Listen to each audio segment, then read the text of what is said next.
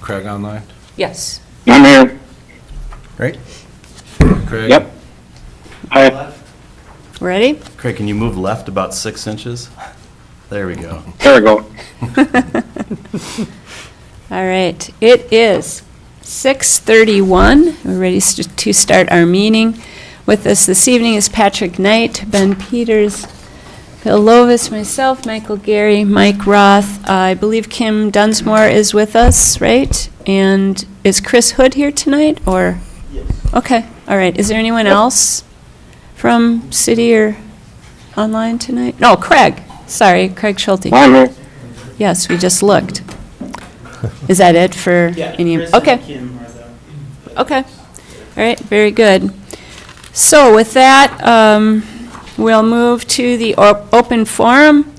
And it's, if you don't have the agenda in front of you, just a little reminder, it's 5 minutes per person, with each subject a limit of 10 minutes, and we do have some flexibility on that. And there we go. Is there anyone here for open forum?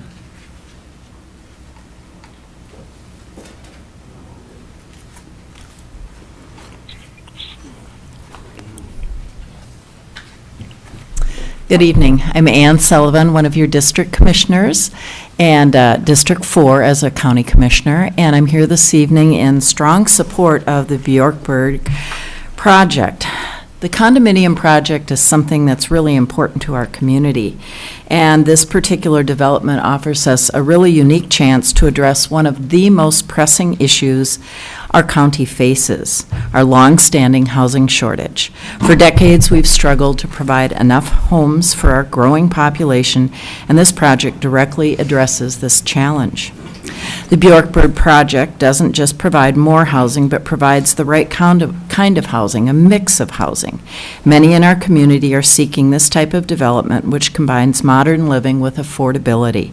25% of those units will be affordable. And the inclusion of the affordable units is particularly crucial, allowing us to create homes for individuals and families who otherwise might not be able to be here in Cook County. It also opens up options for older residents like myself and others I've spoken to who are really interested in downsizing and would like to stay in the community they love and make their current homes available to families who need more space. In addition to serving our existing community, this project is essential for attracting workers who will fill vital roles at our hospitals, our schools, our county, our city, and local businesses. We have jobs that need to be filled now, but without sufficient housing, we cannot accommodate the people who want to live and work here and the people that we need. By approving this project, we're taking a proactive step to strengthen our community for years to come. I urge you to support the Bjorkberg condominium project and help meet the housing needs of our residents today and in the future. Thank you. Thanks, Ann. All right. Is there anyone else here this evening for open forum? Yes. Familiar face, my third time speaking. As you know, I am opposed to it, and kind of directly speaking to the housing and the affordability. I did a little research on Boreal for jobs that are looking for positions right now that would be able to afford the other 75% of the homes. In addition, there are some homes in that price range currently available, and these are family homes with yards and the kind of home you want to be in that have actually experienced price drops. Affordable is $250 or less. Workforce is sort of in a lower price range, and unfortunately, because the very realistic cost base to produce this unit, I don't know if that affordability will be there. My mom's here on a fixed income, living in a home at 115, because that fixed income would not necessarily do that. So there's a good chance these could end up being second homes for people from the cities looking to come here, which would continue to our overpopulation in our summer and our very critical underpopulation in the winter. So I'd strongly consider to do the math to really see, is this going to provide that type of housing for the workforce, for what the wages are. I make a very good wage by Cook County standards. My husband does also, and we could not afford the other 75% of this. And then I have a map that was not able to scan, but really looking at that impact of the local residents that are here, our families, our place, this particular location, unique to the other ones, as far as how, with all the road additions that have to be made, and that particular plot of land, the math based on how much it's going to impact current residents that live here, I urge you to look at that, so. And I have a work obligation, and also this is really stressful, so it is going to be what it is. So I'll get the update from my neighbor, and so no disrespect, but like, I'm good. I can't. Can I ask you one favor? The sheet that we tried, can you just bring Yeah. it up, and we'll just at least pass it around to the council now? We can always, get a copy for everyone to keep later, but Thanks, Tom. thank you.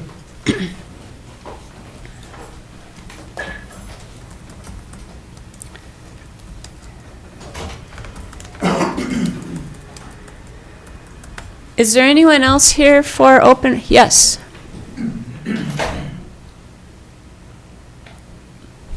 And just please introduce yourself as well. Thank you. My name is John Hay. My wife Mary and I we live at 721 West 3rd Street. So we own basically a city block of property between 8th Avenue and 7th Avenue on the north side of 3rd Street. Guess I have more questions than comments, and I'm not sure they'll be answered, but we'll give it a go. I guess I'll start with some comments. From the last meeting, which I watched online, I'm grateful to have that opportunity. It seemed like the consensus was this project couldn't go forward unless improvements were made to 3rd Street. And I don't know if I understood that correctly or not. So a question would be, by approving this project, are we committing to making improvements to 3rd Street? Maybe we're not. I could have misunderstood that. Our house, you look out the front window, you see woods. You look out the back window, you see woods. And part of the value to us, and I don't know if it adds property value, but it's like living in the woods in the middle of the city, which we really appreciate, and we think future buyers would appreciate that also.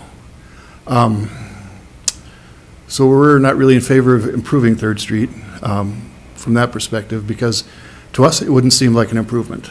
I understand that the city is free to do that.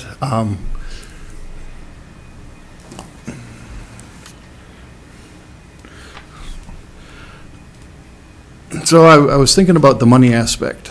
The developer is in this ultimately to make money. To say otherwise, from a business perspective, doesn't make any sense. So they have a certain dollar number they are hoping to make in profit. It would be fiscally irresponsible for them to not have taken that into consideration. I'm hoping the city council took a look at what the city can make in property taxes from this particular development. Again, I hope you did. I think it would be fiscally responsible not to look at a project like this and say, we're going to guesstimate $60,000 a year in income tax from these properties. And another question I have personally is, what is our assessment going to be if 3rd is improved? Thousands of dollars, tens of thousands of dollars? I don't know. And if it's $20,000 over the course of 20 years, that's still $20,000. And I guess the bottom line for me, I won't speak for my wife, is it doesn't seem fair or right if 3rd Street has to be improved for this project to go forward, for us to pay potentially tens of thousands of dollars so the city and the development can make money. And so I'm making some assumptions there, but I just wanted to put that forward. Thank you. Thank you. Thank Thanks, you. John. Is there anyone else who would like to participate in the open forum? All right, and with that, we'll close our open forum for this evening. And move on to, there he is, way in the back. It's time for our City Hall and Liquor Store update.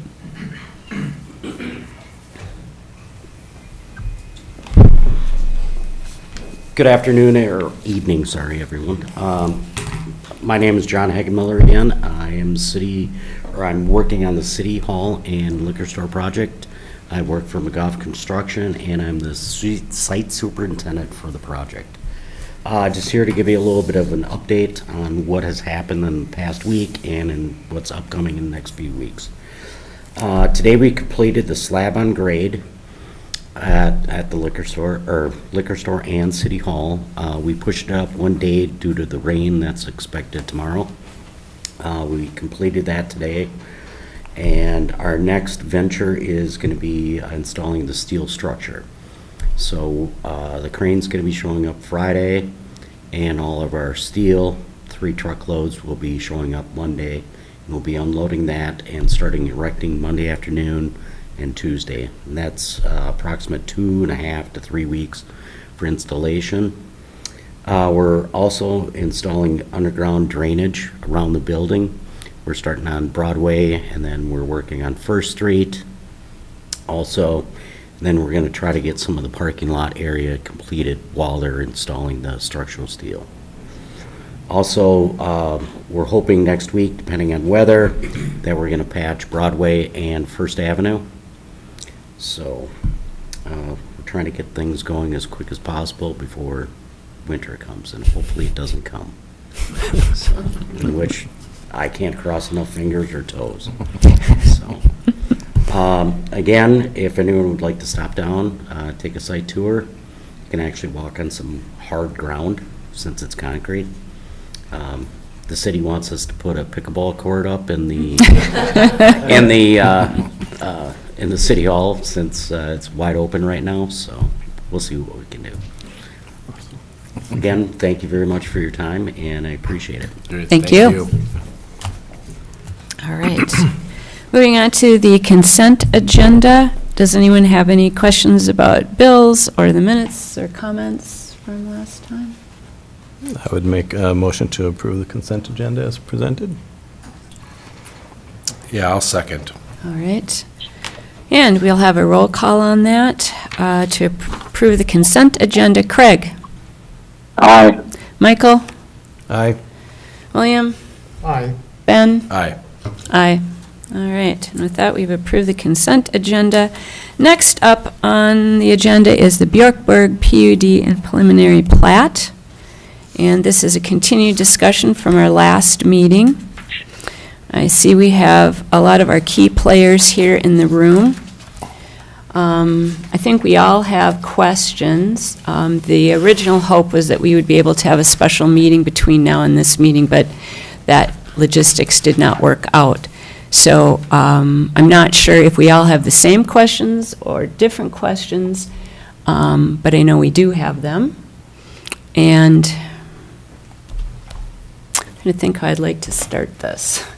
I went through every agreement and made all my highlights and my comments and read through everything.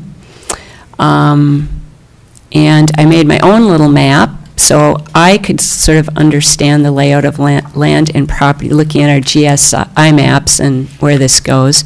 Because a lot of this conversation is obviously for the 5 of us, but it's also for our community at large.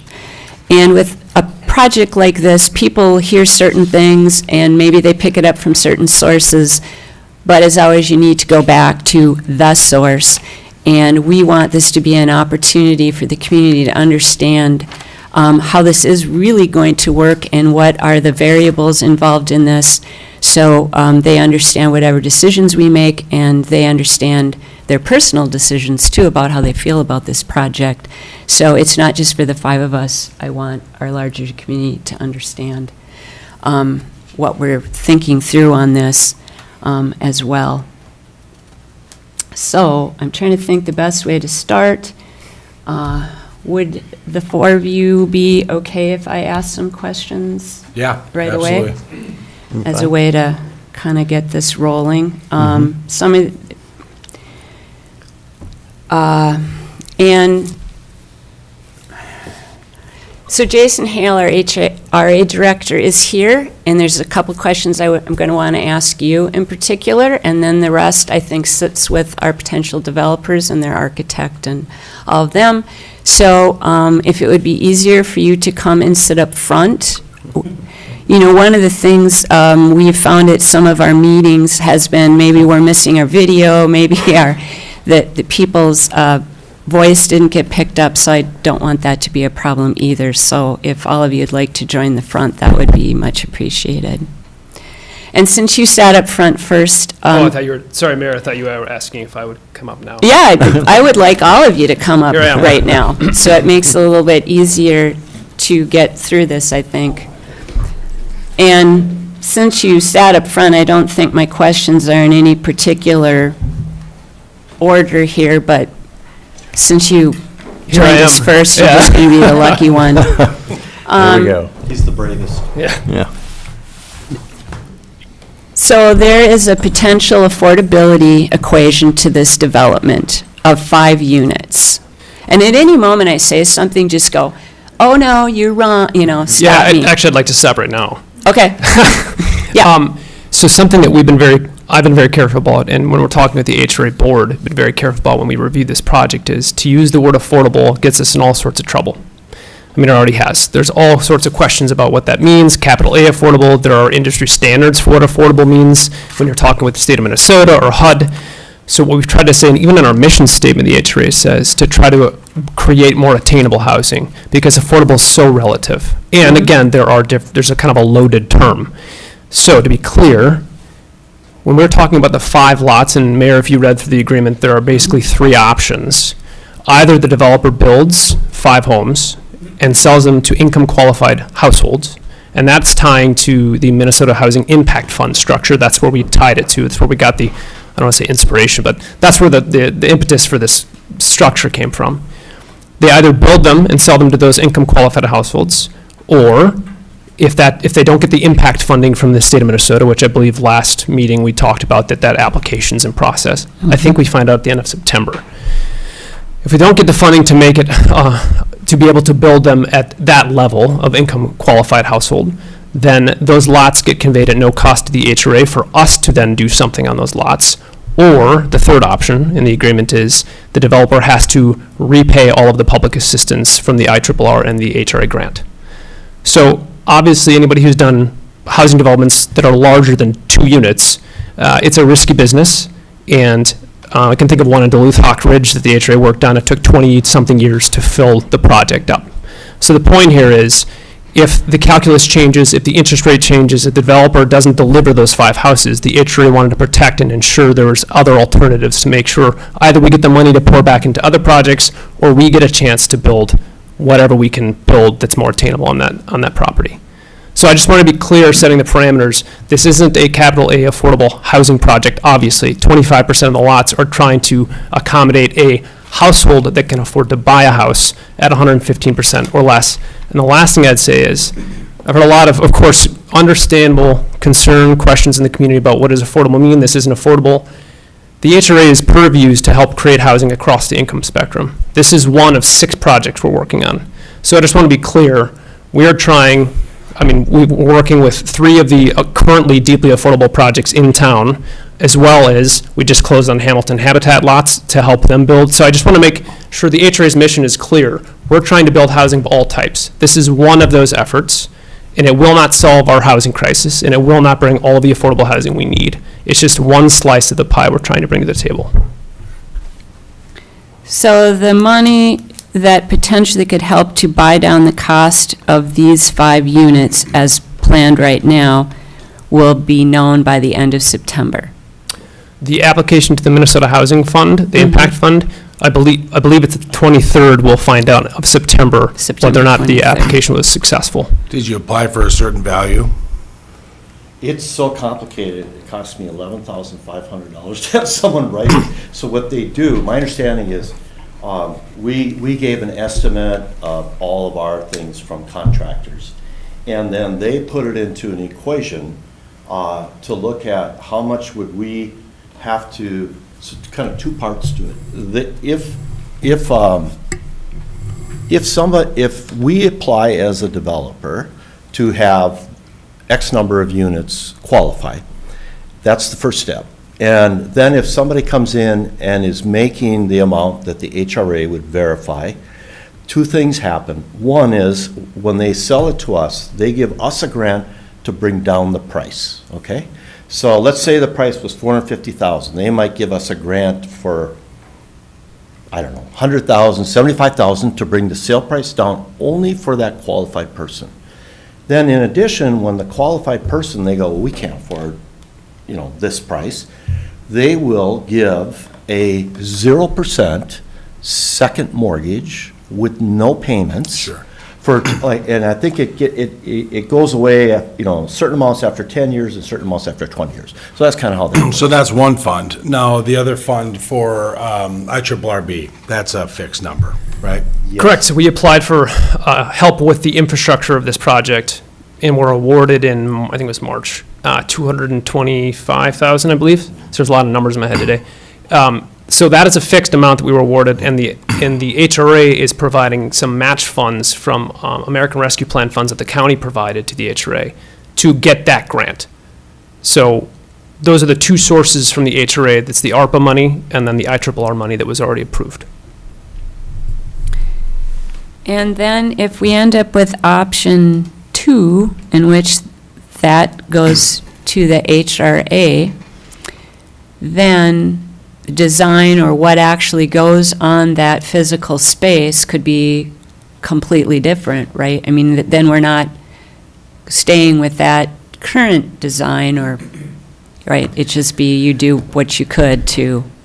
We would want to, I mean, just for the sake, I think, of the overall project, we would want to try to work within the current parameters, but the agreement that we have in place now says that we are able to, the HRA has the right to bring whatever housing makes sense for the HRA at that site. Now, of course, to be clear, the lots are, as you can see the plat, the lots are not super wide. So there are some limitations on what can reasonably be built and still adhere to setback requirements and such. But yes, Mayor, we still have the latitude to decide, okay, what can we actually get built there, design-wise, and it'd basically be the HRA probably applying to similar fund, if not the same fund, to try to get the housing price or the cost to go down as well. There are only so many ways to crack that nut. The cost to build it is the cost to build it, and we have to go to other resources to bring that cost down for a lower sale price. So we're hopeful that the Minnesota Housing will say, great, here's $400,000 for these houses, or whatever the amount is needed, and here's qualified buyers that the HRA can help find and secure to get the second mortgages that he was talking about. And if I can weigh in on the cost of housing is what it is to build, but it's also a function of design, and our practice has really investigated over the last 5 years how to design houses that are nice, that are quality, but are also cost controlled. And so I would say that spirit has really animated this project, and what we're proposing to build across the board at Bjorkberg is we reasonably expect it to be about as low cost as it can be without compromising quality. There would be some other options. Perhaps the HRA could look at full volumetric modular or manufactured housing options. We haven't been able to make those work in Grand Marais in the past. But in terms of site-built construction, I'm confident that we've done a good job in controlling the cost of construction to the extent that we can. So Patrick, I don't think I'm doing this right, but I was trying to share my screen. You are. Okay. Put it up. Oh, there we go. So this is what I had to create today to kind of help myself. So the first shot is just coming off the GIS maps, and just to ground everybody, the right dead center are the two lots involved in here, and the gray line running across the bottom is 3rd Street. Right now, your project currently has purchased the lot on the left, and the lot on the right still is to be purchased, because that's another topic of conversation. But if I look at this next screen, and I just, for me in PowerPoint, put the number of units that I saw in each space, and I hope I've done this correctly. but you have 4 units at the top with 2 garages, and then you've got the smaller cabins, I believe, to the right down there, and then 5 more units, but this development is split in 2. So, the question at this point is, I'm still unclear what section of this would go to the HRA potentially. Mayor, it'd be on the right side, the middle 5 chunk. Okay. Those are the lots that are being presently allocated. Now, to be clear, the HRA, we want 5, period. If they're intermixed, it's not, Okay. that's fine. And to some extent, HUD would say that's a great thing because you're intermixing different income levels and houses in the same community. Be that as it may, right now the developers contemplated that middle chunk because it makes a lot of sense to do all of them at once if you get the funding. So there are functional reasons to do that. And I'd add to that a condition of the Minnesota Housing Finance Agency grant is that we cannot start construction on units that will be funded through the impact fund until the fund has been awarded.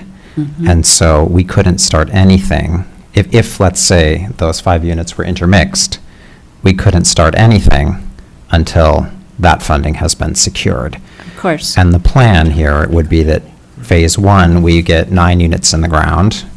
Those are the market rate. And then in phase 2, we bundle the 5 that are subsidized by Minnesota Housing Finance Agency, because we will know at that point if we have the funds, and then pair that with another 5 market rate. And now my questions are getting a bit tad out of order, but because I have the map up, I'm going to stay with it. So you said 4 and 5, right? So I'm assuming those are the ones on the current plat or plot that you own right now are the ones you're talking about, right? The future potential development is the plot on the right, which has not been purchased yet, but also includes potentially I'm not going to use affordable. Attainable. Say that again? Attainable. Attainable, thank you. Attainable with an A, right?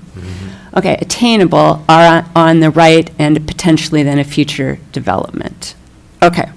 Can I, Yes. just to be very clear, we have a purchase agreement and a specific date where we close on that early next year. It's not in negotiation. That's all done and set for the other half. And it's also set that Wally and Sandy will live there as long as they want. That's part of the capitulation of, how do you do it and the timing and everything, so. Okay. All right, let's go back then, and I will, first of all, for a Can I moment. follow on with the question? Yeah. So wait, so the 5 on the right, the bottom 5, that's where they're living presently, Yep. right? So, okay, Yep. just wanted to be clear.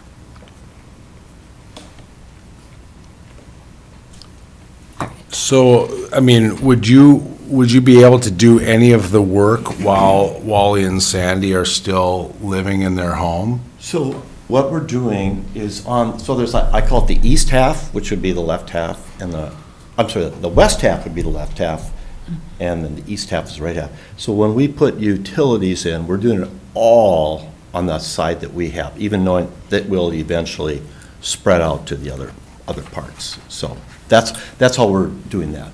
Yeah, no, so I'm talking about so you've got 2 separate 5-unit on Yeah. the eastern. Yeah. So assuming that Wally and Sandra, well, maybe this is a strong assumption, maybe they want to live there until 100 years. That's right. And because they've been in that neighborhood not that long, but yeah. So assuming they don't want to leave, That's what we I'm may gonna never assume. see these 5 homes. That's a possibility. The nice thing about it, because Sandy's probably going to live a lot longer than me, is we will have put all of the major expense into it. The sewer lines will be behind it and the road.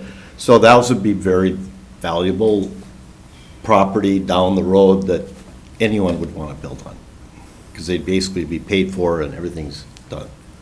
I do have a question. Yeah. Okay, we already have water and sewer in our, Yeah. where our house is. it might have been put in years ago, and it probably isn't the accurate way of doing things, but we got it, Yeah. we're using it, and nothing's been a problem. Okay, so after this other sewer and water go through behind our house, are we gonna be forced to hook onto that? No, not at all. Okay, No, it'll just stay exactly the same. okay. Yep. Will the five units that are gonna go when their house goes away, are they gonna hook into the existing sewer? Probably from behind. Okay. Yeah, we'll see what happens. Just work it out, yeah. But it's designed to go from in behind. Yep. Yeah. Okay. I think I'll stop sharing my screen then for a moment, which I believe I just successfully did. Yep. Thank you. If I move on, let me look at my next notes, and I'm going to go back up kind of where I started. So reading all through all the different documents, and I think I have my final answer here, but sometimes I read references to 19 units, and sometimes I read references to 21 units. 21 is better. So, 19 townhomes, and then 2 artist cottages, so it's 21. Okay. Yeah. So just wanted to clarify that. Yeah. Then the top 4 units are the only, within those 4, only 2 of those have garages. And you've aligned those out to the 2 end units. And are these 2 end units designed for you and your other business Yes. partner? Yes. Okay. Yep. Yep. I thought one of them was mine. Sorry, Tony, I didn't hear that, but, I'm still there. There will be carport options that we haven't designed yet. okay.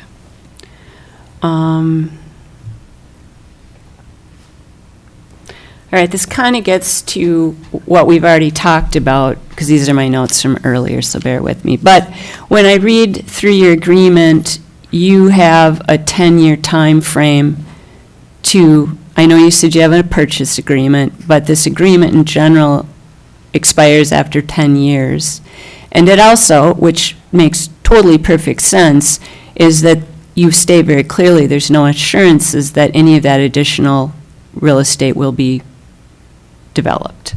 I mean, you don't have to promise to that. Mayor Benson, which I would agreement do are that. you referring to? Sorry. This is coming out of the, oh, sure, now you're going to make me go back. I cut and No, pasted we're just it trying up. to figure out which, are you talking about the purchase agreement for the east half of the property for, Yeah, it's Okay. the whole project, yeah, it refers, I'm assuming, unless I'm reading this incorrectly, this is the part that I assume is the declarations that's talking about the east. Is that Plot. maybe in the HOA documents or something? So, okay, I bet it is. Yeah, that would make sense. so it's not to do with the closing of the property, it's to do with, Yeah, I haven't read the HOA agreement. yeah. Okay, does somebody want to clarify this then, if I'm reading this Well, so- correctly and so interpreting this? I don't have it memorized. That is the HOA document. My understanding is we're coordinating that with our developers agreement with the city. Is that right, Mike? The HOA will be looked at because it impacts what the developers agreement has. It may, but I think it's probably more accurate to say it's part of your application for the Okay. planned unit development. yeah, That it's okay. the conditions that you intend to operate the planned Yeah. unit development So with. an HOA, has limitations as to how, and I'm not an expert on CIC, but there are certain rules about when you add additional property, when it's gonna happen, all that. And I'm guessing that that's what that is dealing with. So a 10-year time frame too, construction has to be completed within that time frame, otherwise no new building will occur, is that the idea? I think so, yeah, because then they don't have to unless they agree to it. Yeah, makes sense. Okay, Only 6 foot under. so am I interpreting this though correctly, that there is no obligation for the purchase of the east lot, and the current agreement expires after your current To add additional real estate to the common interest community shall expire 10 years after the date of recording this declaration. There are no assurances that any part of the additional real estate will be added to the property, the order in which it will be added, the time it will be added, the number of parcels or units per phase, nor the size of the units or parcels. I think I can address I that. can guess that's kind of standard language, but I think it is, but two things. One, there is an agreement to purchase the property. So if I purchase the property and after 10 years, I don't add that corner into it, then it's property. It's just not part of the HOA document. But I still own it. And you could always go back to the HOA and say, hey, I don't know, usually most HOAs, that's a pretty long stretch. They don't go much longer than that to add additional property, so. okay. Good point. I don't, So to go back to my question then, so you're going to close on the eastern half right around the first of the year, or something like that, right after the first of the year. You can, and once you own that, Wally and Sandra can stay in their home, but you're still going to be constructing units on that. behind their place, not where they are. Yeah, so And that's something we are working with Tony and Wally and Sandy so that it is happy for them. But you've got to excavate, I mean, Yeah. you're going to take every tree out of their yard for sure while they're living there. Is that? No. Especially not in the front yard, okay? So The east half of there's the a couple property nice is apple trees not there. very forested.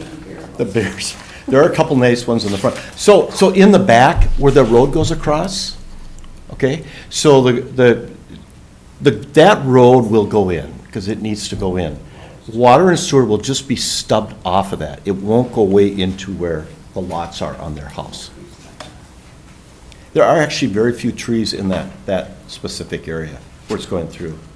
I think the one visual that you had in the first one maybe shows some of the tree coverage There's or, very little tree all Yeah. in that area.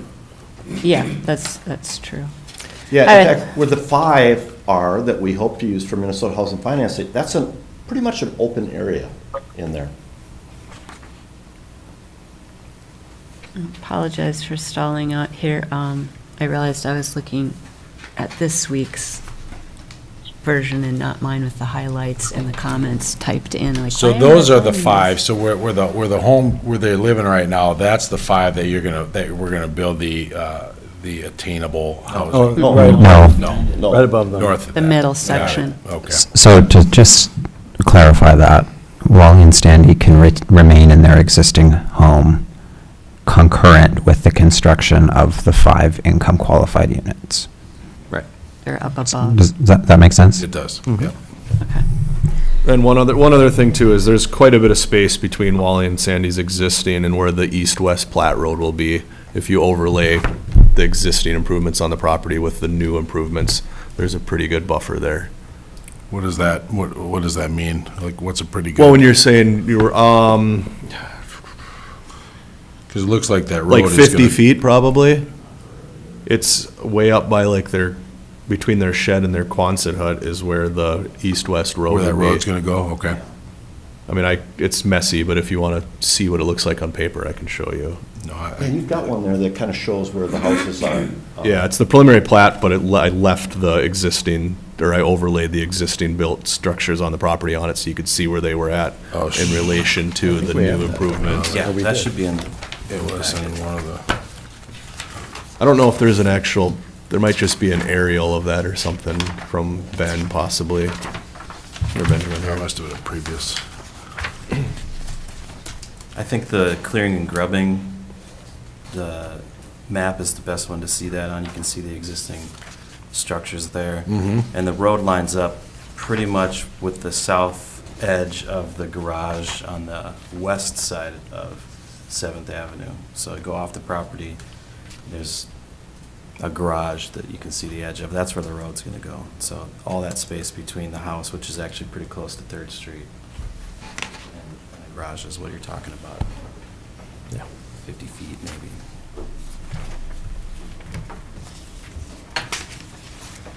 Okay. That question we answered. I also had a question, reading within there several comments about parking units, and it would and average is my word, but 1.5 parking spots per unit. Each one gets their own one dedicated. So to get that half piece, are those evenly distributed among each, Yeah, so bit of parking- development? Yeah, so the parking areas will have, everybody will have a designated for one car, and then there's a bunch of other ones that are not designated for, unit 4 or whatever. And also, you probably know that we have eliminated the ADUs from our plan. Thanks So to the radio, I did too. Yeah. Okay. So we have, and that has added some additional parking spots, because there had to be one for those, each one, if we have. Opened up some additional parking spots. We haven't changed the number of parking spots. We reduced the number of dwelling units, therefore more parking spots per unit. Yeah, my thought was just make sure those extra ones evenly distribute. Yeah, there's We part- don't want it that way, yeah. Yeah, And I would don't know make sense. exactly, so the HOA, I think the HOA has the right to say, okay, here's where you park, and obviously, each place will want to have somewhere as close to their unit as they can, and then the other ones will be spread out. Okay. Can I ask, I wasn't at the last meeting, I apologize for that, but what, I know we talked about the ADUs possibly not fitting in. I did have a thought, and I wanted to kind of challenge the city council with that. I guess depending on how you're viewing the ADU, if it's, if this is a family overflow for the people that are living there, or if it becomes a rental, but here's what I would say. While we can't control who buys these homes, you can be pretty certain that whoever's going to be renting those ADUs is going to be local. And so I just wanted to plant that. Okay. I mean, yeah.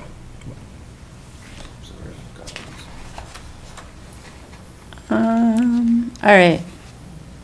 In all of this, that gave me a chance to find out where I copied and pasted so it's section 12, rights to add additional real estate, coming off of your development agreement, right? Your logos on it. I don't know the exact titling, but page.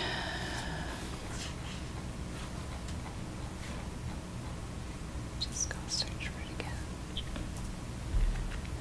again. Document page 35. At least that was the last one given to us. I know you guys changed some things, so maybe that's the paging of your document, not within our PDF. So, but that's where I pulled that from.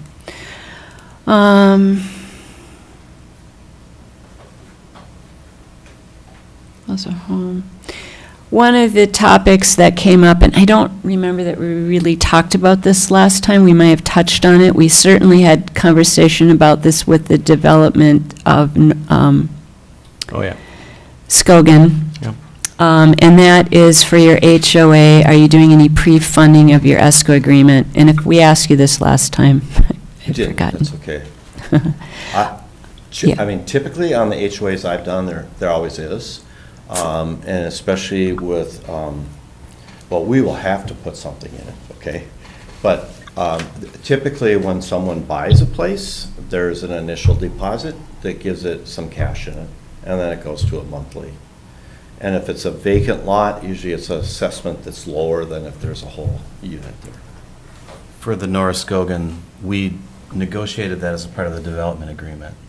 So I'd imagine that conversation happening when we negotiate a development agreement.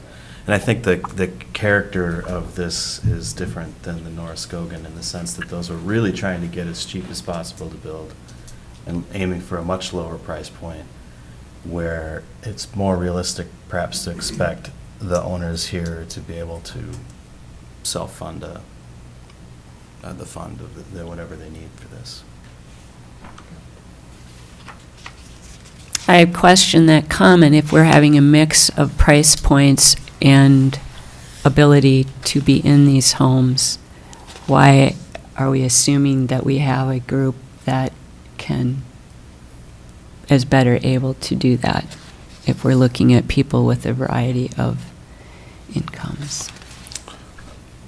I don't have an answer to that. There probably will be all the same. You know, 'cause, and the other thing is, our association is not going to be doing home exteriors. We're not escrowing for that, which is very expensive. You know, you got to escrow for a roof in 30 years. You got to escrow for windows. You got to, you know. So we're very minimal things. The HOA primarily is going to be doing snow removal, some pond maintenance, a minimal yard maintenance, because there aren't going to be, you know, big yards. And then there's typically a liability insurance that the HOA would have for it. So it's You're missing a big one though, John. Utility Yeah. infrastructure. Yeah. Yeah. Streets and utilities. Yeah, well, or the cost The- put of- in. Maintenance. No. of- Maintenance. of Yeah, and we have maintenance. to, yeah, right, because we have to maintain all Yeah. of that, yep. Okay. Does anyone have any other questions on that part of it? Nope. Okay. We went through affordability. One of the pieces that I believe the Planning Commission brought up as a topic, but I don't know that completely, and that gets back to 6th Street and, or 6th Avenue, right? So let me You share. mean Indiana Street? Yes. Indiana Street, which I was surprised to find out. 120 years ago 1928. when they made the plat, yeah. Yeah, you look Jersey. at the old 1900s plat, and all of them have names, they don't have street Oh. numbers, so that's where that is. So that's technically what the street is called as the That's great. underlying plat. That's kind of fun. And you should see the plat in the courthouse. They have the original one, and it's hand-drawn, and it's hard to see some of the lot dimensions. And it's encased in plastic, so you can see it. You've got That's it right right there. It's pretty amazing. Requires a magnifying glass at many times and translating how to read writing from 1878 or whenever it was done, so. So I was sharing my screen again, and I still don't know if this is visible very well, but there has been conversation, and not in terms necessarily of your project, but at a broader level, is it time for the city to get more involved in building out infrastructure so we can build out our homes and residents for the community? So We you're kn- talking about the conversation we had about 6th, about like where it would end, and then would somebody want to then build beyond that? Is that? Well, just Because I in remember we general. talked about that. Yeah, just at a really high level, Oh, we've talked okay. about, you know, at what point, because the city has not done a lot with that, you know, do we need to start thinking about that? Not necessarily in terms of any projects. Okay. So just to set the stage, I think that's a topic that the council is well aware of. So now, if we bring it back to this particular project, and if I look to the east, so on 6th of the two lots, there are 4 lots there with no utilities. Some are owned by the same people who own the lot one more to the right that are on 5th, but there's possibility for development there. And I don't know how much above that, but part of it is, when we do something like this now, and even though this is being done privately, you know, are we missing an opportunity to put in utilities there on 6th that might help development beyond this? I mean, when the city needs to think about development of utilities to help encourage homes, are we thinking about this wisely and getting the most bang for our buck? Even though you are privately developing, is this still the best choice to do that, to help that? And, of course, the other piece to all of this is like a lot of rock, and the lot below there or the land below there is kind of a mirror image as far as layout and rock, but there is lots down there that could potentially be developed. And either way, I think we're looking at needing to have improvements to streets, potentially infrastructure. So once again, I'm sort of thinking bigger than just your development, but is this a good way to proceed for the city to be more thoughtful in how we can get more housing? Because when you look at this, there's 21 units, 19 are available. 2 of them will be small cabins. 5 of them are still an unknown as to what will potentially be built there, because there's potential they won't be developed as planned right now. So are we weighing the best? If the community says we need more housing and we need it for a variety of people, are we accomplishing that? And maybe that's bigger than your project, but that enters in how I view this. So does the council have any other thoughts or questions on that? Well, I would definitely support, looking at how, should we be running utilities, through public space like that? I think I would say we should, if possible, right? Like along 6th or along 3rd or whatever, because we should try to serve as much of the community as possible with utility service. Like, that's what we should do.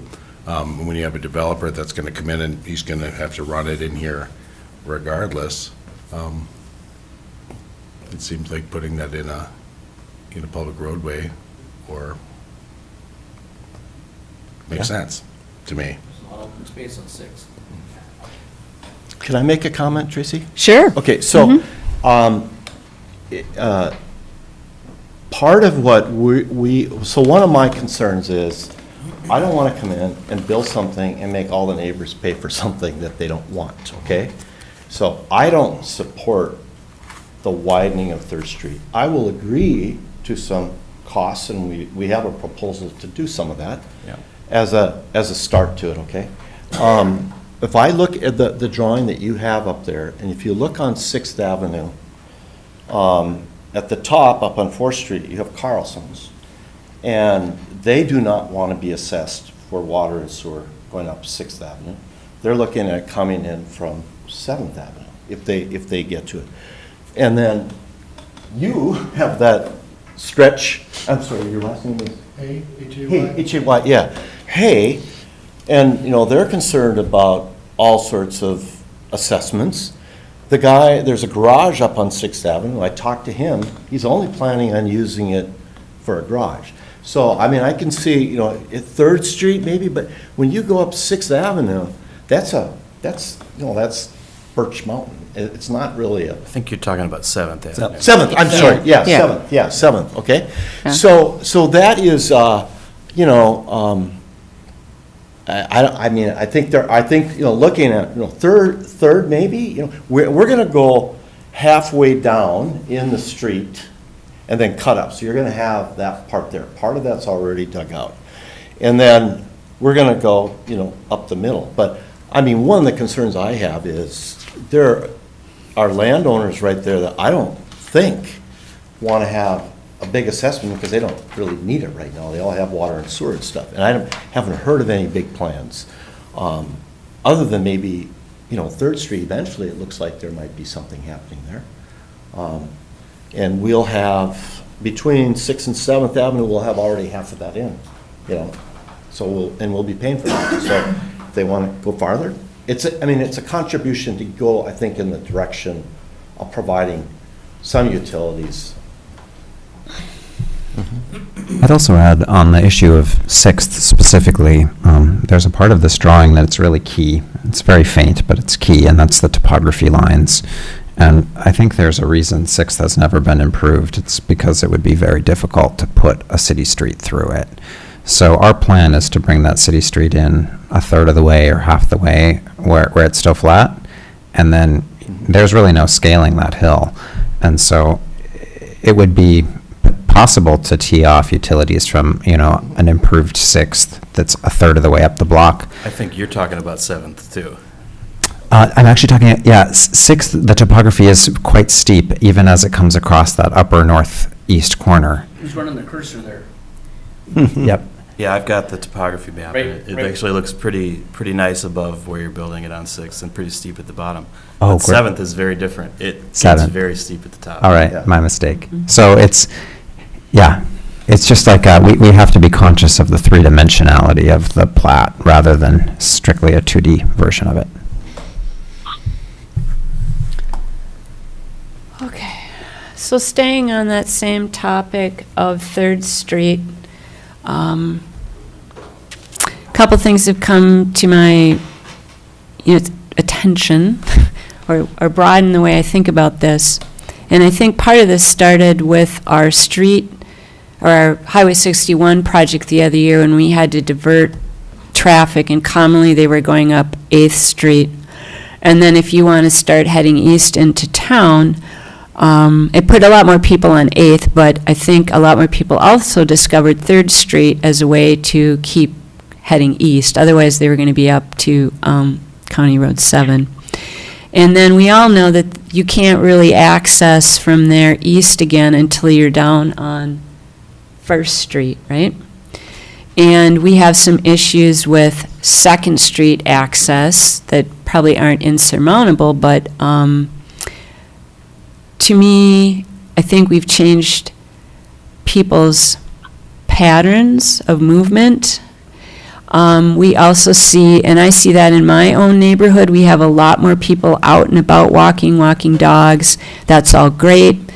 And part of its reason it's great is we have really wide streets, and I feel like the amount of traffic we have and the width of our streets, you can feel pretty good about walking on our streets.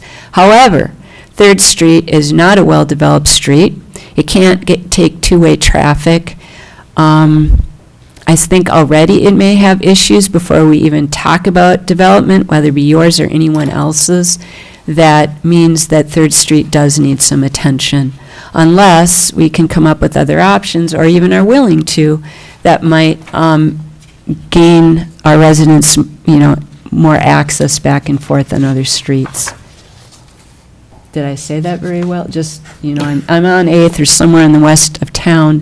How do I get across? Well, I'm doing it first here up on 3rd or on County Road 7.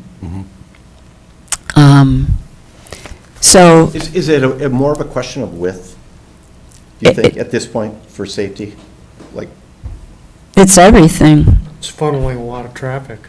Pardon me? Said it's funneling a lot of traffic is what. It is funneling more traffic. That's, and that's my making assumption that we have sort of enlightened people to another way around because of the Highway 61 project. I'm not, there's no facts to that, but, and the people living there have already noticed more traffic. So I would not feel comfortable leaving 3rd Street as is. And I said that last time. It's not that I don't like it the way it is, and would I prefer it to be like it is? You bet I would. But putting on my counselor hat, no, I don't feel right about that at all. I don't think that's the way to approach that.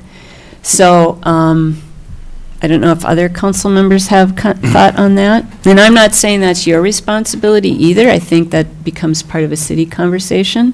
But Well, I mean, we have the job of having to plan, and we've done a lot of work on ordinance, we've done a lot of work on different zones and different uses, we did extensive work on some of the free things that we can do. And now, but if you really want to support the infill, which we do because it's cost-effective and it's appropriate, we still have to support it with infrastructure. Like, we have to do that. And I know nobody wants to pay more money for those improvements, but it's what we have to do. We can't allow 3rd Street to be 12 feet wide and accommodate another 30 vehicles, daily, twice a day. Like, that's not a good idea. So it definitely needs to be remedied. Yeah, for sure, I would agree with that. Yeah, we do need to do something. So what we included for you to look at is a compromise that doesn't preclude continuing the conversation the way you're having it right now, but does try to separate the issue of what's the responsibility of this development versus what is the city's responsibility. And so what we looked at was, for that section of Third Street that's between the two proposed driveways anyway, that include widening that section so that it's the same width as the driveways at least, and have that be a part of the development responsibility. And then if we want to continue the conversation about Third Street and widening it for city purposes that are separate from the developer's responsibility, we can do that. Yeah.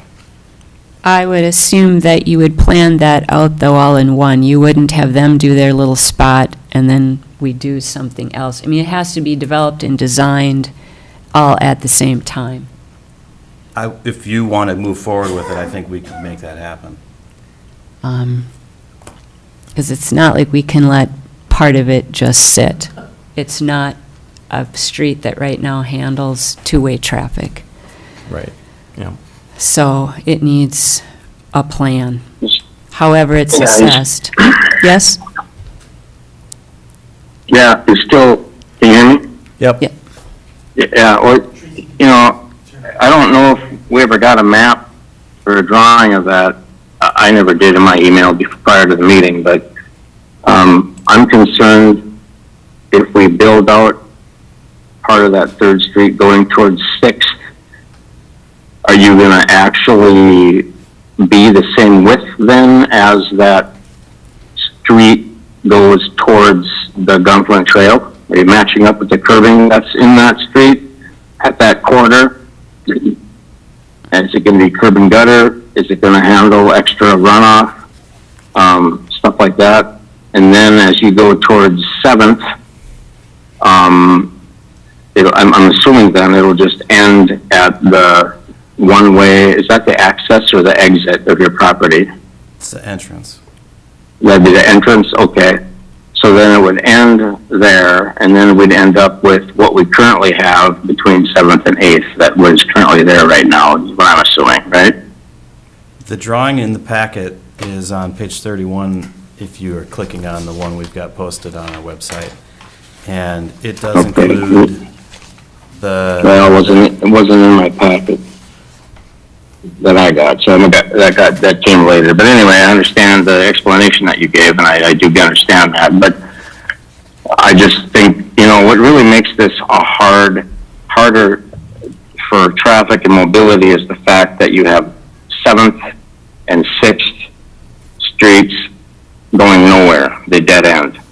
And you're limiting the only access, regress, and access to this property is off of 3rd Street. That's what I think a lot of people are looking at, and the fact that they're looking at 21 homes being built with that limited access. That's why at the last meeting I said, hey, we got to fix up 3rd Street, and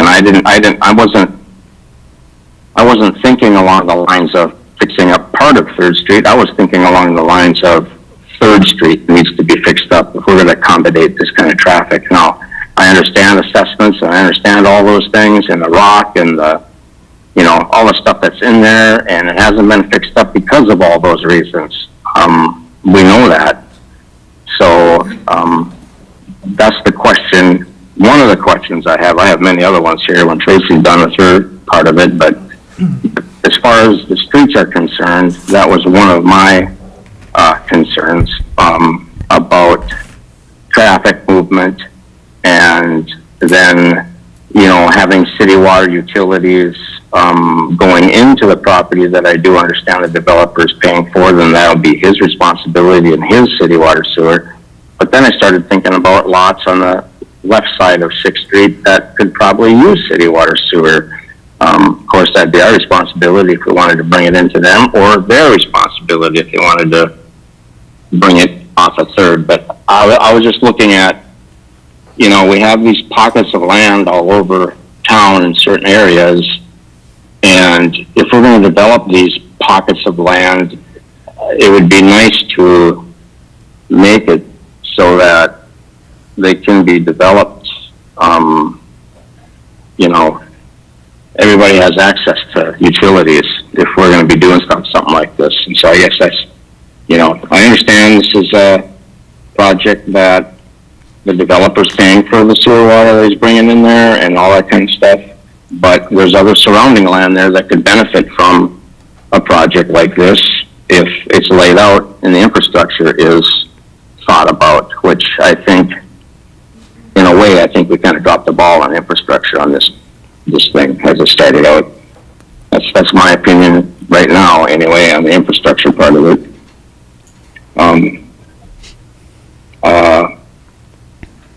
I do have one more question. I want to clarify something. Your lots, the 25% lots, you did say at one time they're going to be in the front, and now they're going to be in the back. I'd assume they're going to be in the back. Is that correct? The upper portion? Counselor, the 5 lots, well, 25% of whatever lots are finished, that's how the HOA's agreement is, to be clear. It's 25% Right, of but any finished lots they will have be behind Sandy and Wally's house.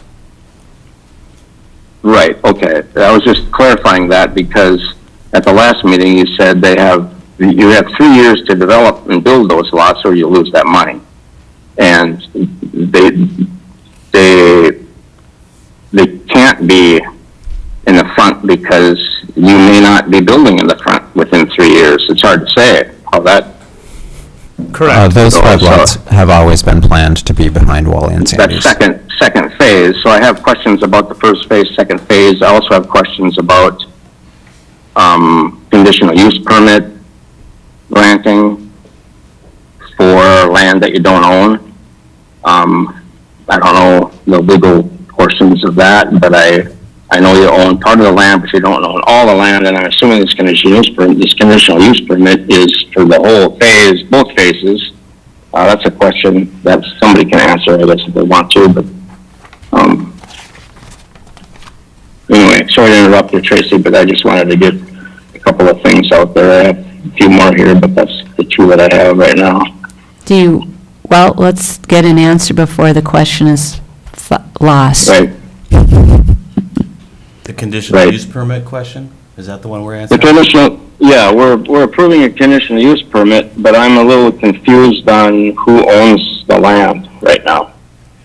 Yeah, the west half is owned by the developer, the east half is owned by the Eversons. There's a purchase agreement. They'll be closing in a few months.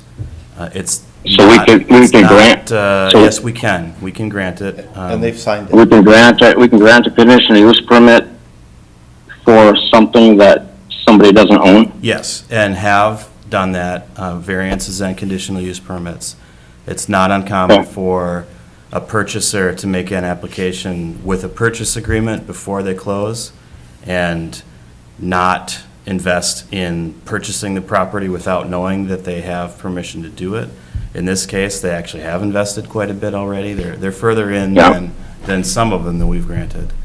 I'd say. And if that- if they don't buy the land, if the project doesn't go to phase 2, then what happens to that conditional use permit? Or is there a timeline on that conditional use permit? If you were to grant this conditional use permit, it's permanent, but it's specific. It's specific for this proposal that they've showed you. So, if there's something about that timeline that you want to have a condition included in the permit, you could do that. If for some reason it didn't close, but I just don't think there's any need for it. It's not real uncommon for a plat like this to come forward with the additional real estate as part of it. You're approving the build-out of the whole thing with your conditional use permit.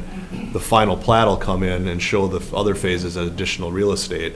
When the next final plat of that additional real estate comes in, as long as it meets all the conditions of the conditional use permit and isn't asking for anything in addition to that, then that would be where that part of the plat comes in.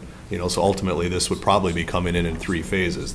The west half, the area where the 5 units is laid off, and then the third one would be the Wally and Sandy one when that one comes around. Right. And they're all labeled as additional real estate on the first plat, final plat that comes in.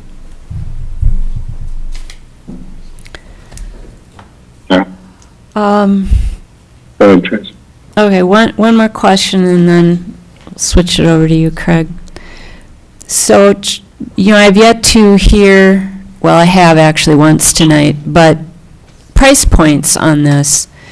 Everyone has a different vision of what they I hear a variety of voices saying what this potentially means for housing, but price estimates do matter. And the closest I can come is looking at your one-roof model homes and knowing about what they would be priced at, and they are done without all the need of infrastructure cost and build-out. That's just the home. So what is your estimate in today's dollars of the cost of these? Or you've got to make all the numbers work, so you have to have some idea of what you might be able to ask for these.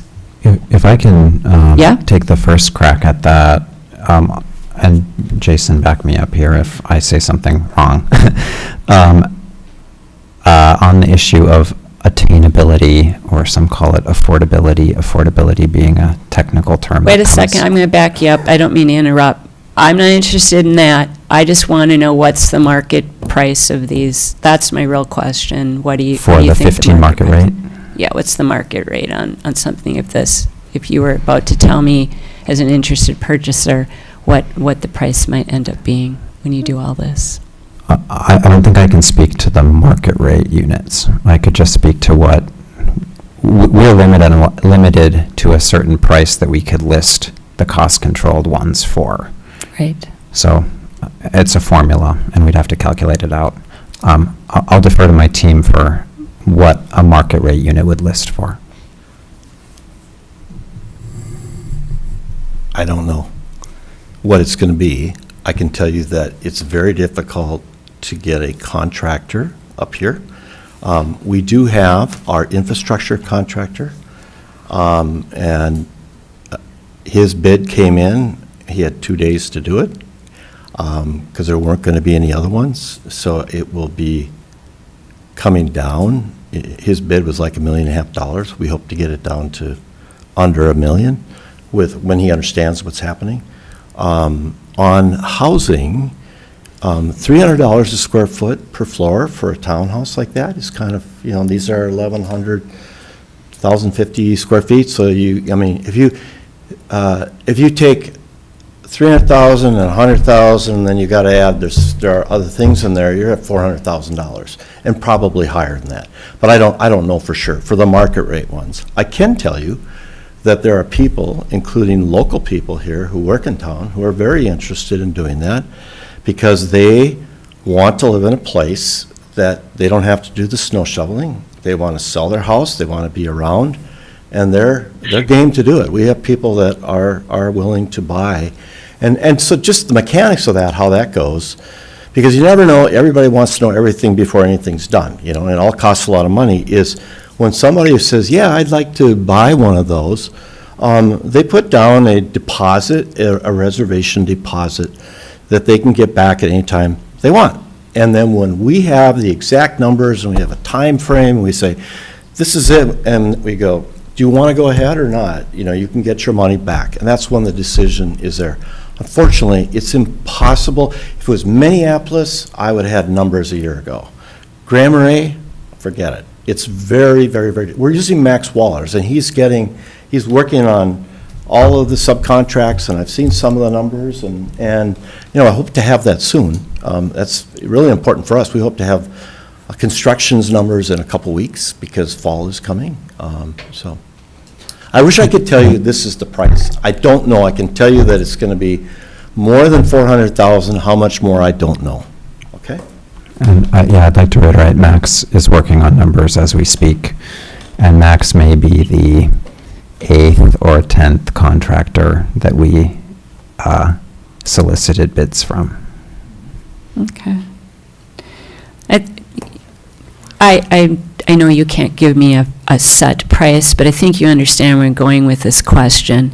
We have a lot of people in our community certainly are interested in this for a variety of very good reasons, but I'm still not really clear they understand, nor do we, what the actual cost will this to be, because we know already for you to put in this infrastructure is going to be very expensive. Right. And so we also know that you're not going to be able to touch a house for probably $350, and that's just the house, right? I'm assuming I'm not too far off on that. So then you add the added cost of infrastructure. I would assume these would be expensive. And I just I don't expect you to, tell me this is what it is, and you obviously will get your numbers put together, but I still would like the rest of our community to have a little bit better idea of what this might mean. And we've already, this is the first time we've had really any major development projects, and we're already watching other developments going through a lot of struggle when they finally have to put their numbers together. And you're kind of indirectly saying this now, to realize just how expensive it is to put projects in the ground up here.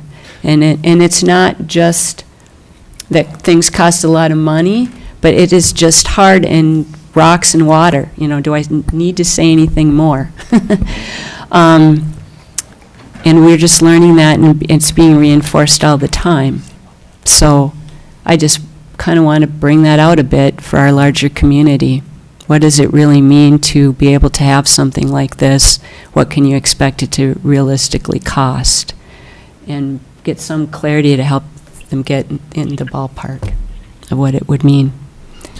Thank you. If I can add one thing to that, we greatly appreciate your statement on that, because I think sometimes people don't realize what the costs of construction are, period, particularly in a remote place at the end of the earth like Grand Marais. And those things that make it remote also make it very special. And we just don't see a lot of construction happening because of those impediments, right? And so we're working hard to do whatever we can to work within limited means to bring projects about within those constraints. Sure. So, can I add one thing on that? Here's the kind of the conundrum is, you talk to a contractor and he'll say, yeah, I'm kind of doing all the building myself. And you go, do you have carpenters? No. How come you don't have carpenters? They don't have housing. How come they don't have housing? There's no carpenters to build the housing. So as you, and that's very real. I mean, it's very real. But as you begin to add other components of housing, such as rental housing, workforce housing, hopefully some of those things where you have more workforce housing that carpenters could live in and so on like that, hopefully some of that will level out or make more sense. Mayor Benson, can I add one quick, and then we'll be done talking. This is my preaching all day about this topic, so I'll be really brief. Just a case in point, folks are aware of the Birchwood apartment project, and we've been really fortunate to have One Roof Community Housing partnering with us they're taking the lead in redeveloping that project. The point I wanted to make is that's a rehab project of existing structure, and they received an award from Minnesota Housing, and it's costing $435,000 per unit to rehab the project in Grand Marais. So I've talked to my state colleagues about this and trying to really ring the bell like this is not sustainable or acceptable, like we have to figure this out, this is ridiculous. But I just wanted a case in point, one of the big problems we have, and I'll speak for the HRA, is anytime we want to get something that is quote unquote affordable, the money has to come from somewhere. Like if it's $300 a square foot, not including the land development and the infrastructure, et cetera, you get to $400,000 really quick. And I think the gal who spoke first this evening made the point, according to our incomes, median incomes in Cook County, the right price is between $250 and $275 for a sort of an entry-level product. So I just want to reiterate your point, Mayor. The math is really, really, really difficult. And if you're talking about $150,000 of free money from somewhere per house, you can see how difficult and how quickly that cost adds up. Mm-hmm. Well, I think this also indirectly speaks to who's the target market for this, without having to say much more. The subsidized units, how long do they remain subsidized? I mean, is that the first homeowner? Is that the third homeowner? Is that 10 years from now? Is that they're going to turn and flip it in 6 months? So, Council, that's what John was speaking to with regard to Minnesota Housing's second mortgage. So it's a tool that they use to ensure that somebody's not going in who's income qualified, to your point, buying it, and then 6 months later saying, I think I'd like some equity, and selling the house. So that mortgage sits there quietly for a certain duration, and then at some point, I think it's 10 or 15 years, like there's incrementally it's forgiven, and then at some point it goes away. But the mechanism there is if it doesn't go away, like, in other words, if they sell it in 5 years and they get a huge windfall or something, Minnesota Housing gets to recoup some of those costs. And you'd have to ask, the developer had to apply for that, it wasn't an HRA application, but Minnesota Housing does that very intentionally to preclude that from happening. Same thing that we're doing with Hamilton Habitat and other projects like Community Land Trust Houses, same concept. The nice thing about this is the people will own the houses, and they don't have to sell it back to a nonprofit. They can sell it to whoever they want. But the second mortgage thing, which really doesn't cost, allows them to kind of build up some equity, and they probably are getting instant equity. So they can't just flip it right away. Does that make sense? Because It of the does. second mortgage? Yep. Okay. Yeah. Okay, those are the notes I wrote down. Since Craig had questions, I guess I'm going to turn it over to Craig, and then we'll go around. Does that sound okay? Sounds good. All right. Yeah, I don't have some,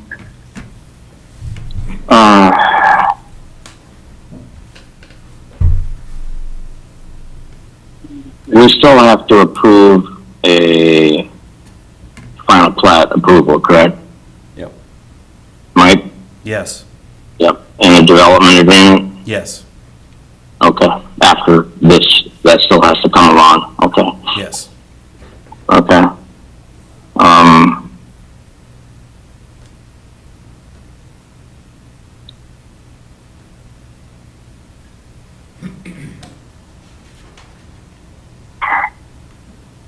I think that earlier in the meeting tonight,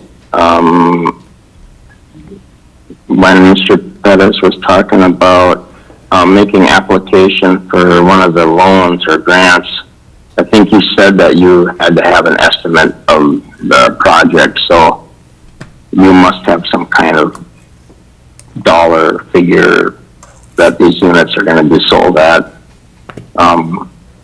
The numbers that I gave you earlier, the 300 Yeah. roughly, yeah. So that's kind of The the, yeah. the square foot numbers plus the infrastructure and the land costs, all those things, yeah, which is, okay, I did that. So I'm glad that, you know, like what Tracy was expounding on is the fact that, you know, we need housing in Grand Marais for all, I guess, all income levels, you know, not just the person looking to retire and move up to Grand Marais for a couple weekends out of every summer, because we have a lot of that right now, and that's what's blowing up our housing market. But, and I understand some of these units, 5 of them will be at a reduced cost, which we really don't know exactly what that number is going to be. We know how it's formulated and how it's formed. I don't know, I guess I have, you know, it's a development in the neighborhood that, I think we're actually now observing what our zoning ordinances creates, when we start filling in some of these voided areas within our community. And I think that we're kind of, you know, in a little bit of a way here. We got the cart ahead of the horse because we're spending a lot of time talking about infrastructure stuff that we have to fix to make this work. And I don't know if we're gonna get through what we need to really do or what we want to expose ourselves to as far as the city's concerned with expenses and how that impacts other landowners. I think there's only like 5 other landowners along 3rd Street that if we did do assessments along there, it would really impact some of those people greatly. I don't know how much it would improve their property, but it would impact them with assessments more so than just going down a normal block of houses. Those are my concerns.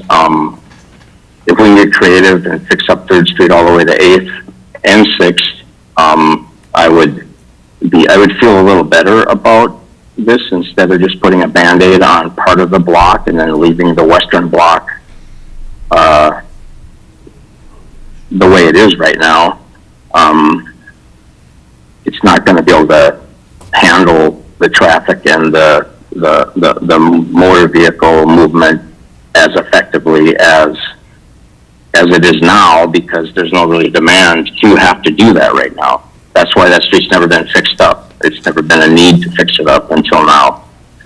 So that's one of my big concerns. The other big concern I have is,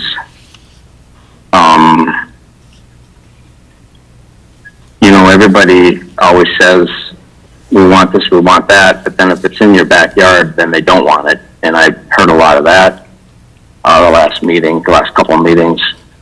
And I just think that as a developer, you would want to go shake the hands of all your neighbors and talk to them about something like this before you start bringing something forward, because it raises a lot of questions.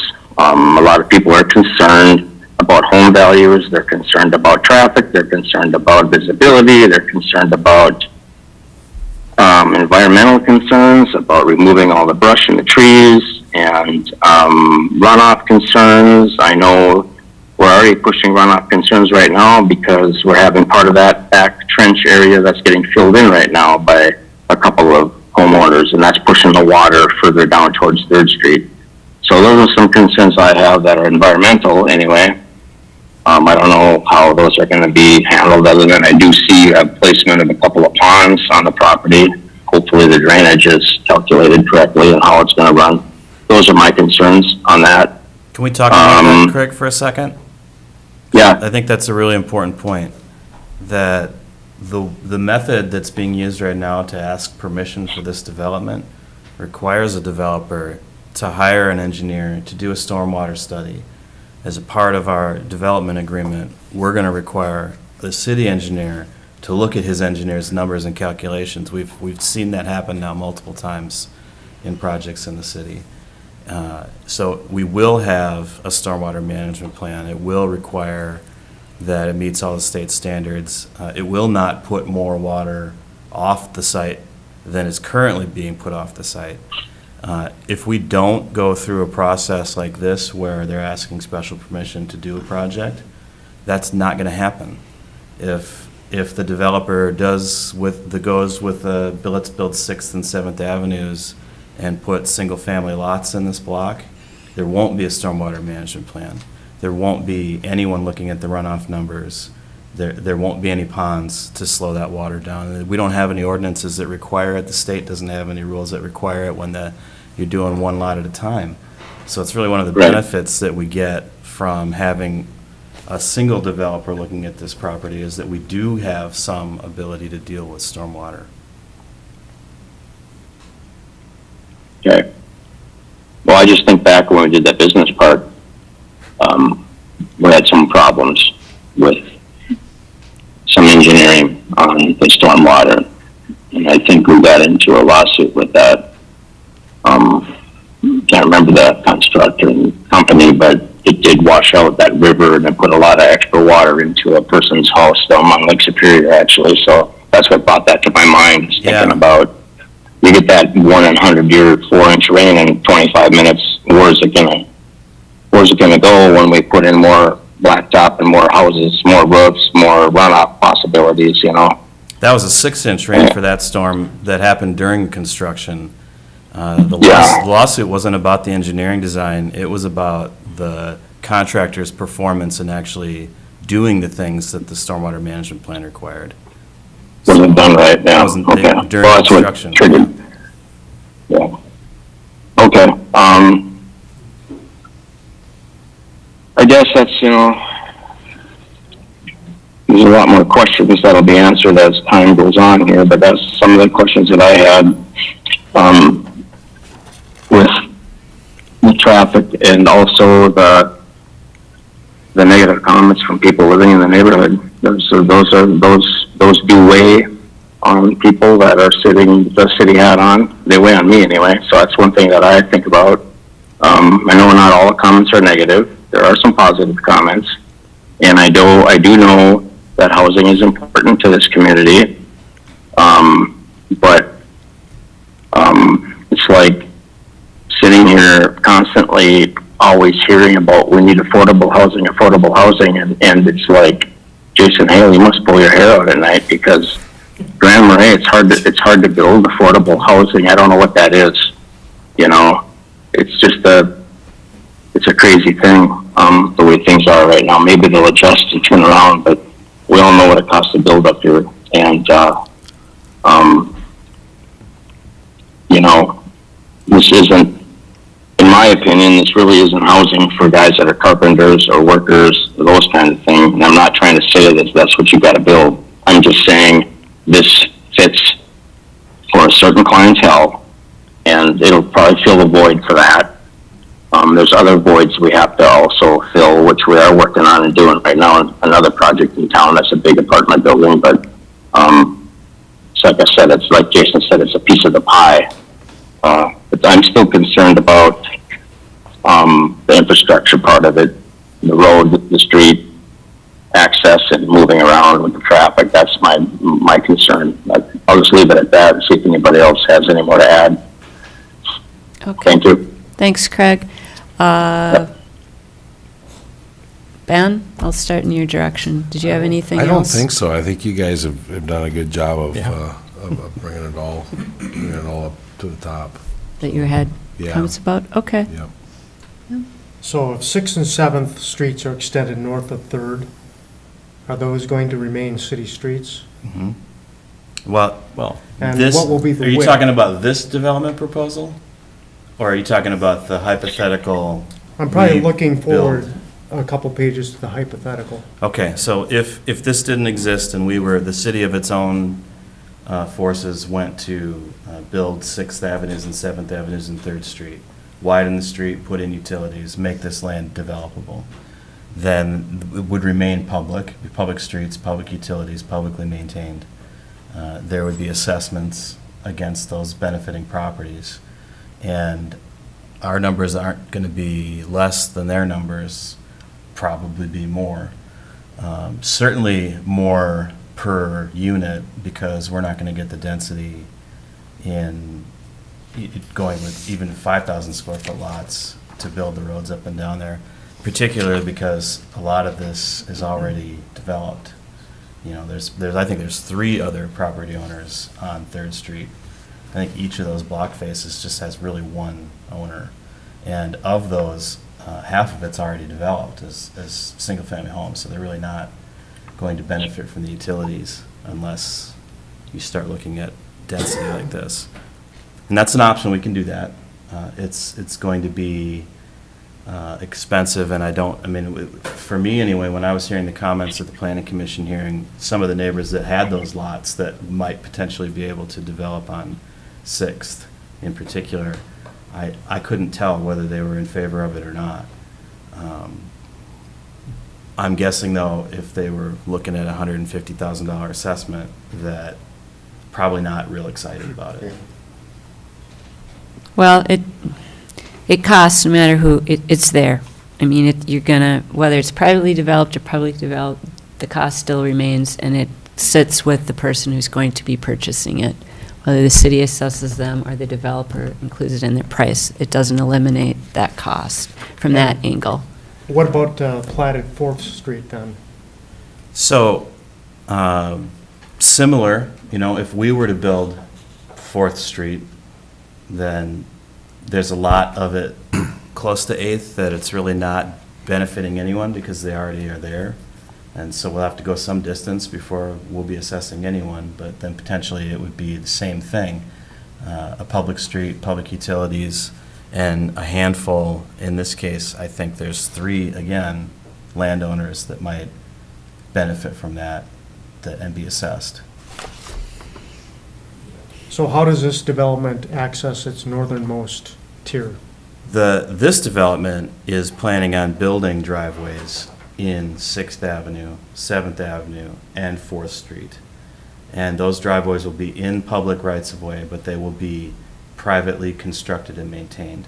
They'll be, because they're in public rights-of-way, they're open to the public, they're public property.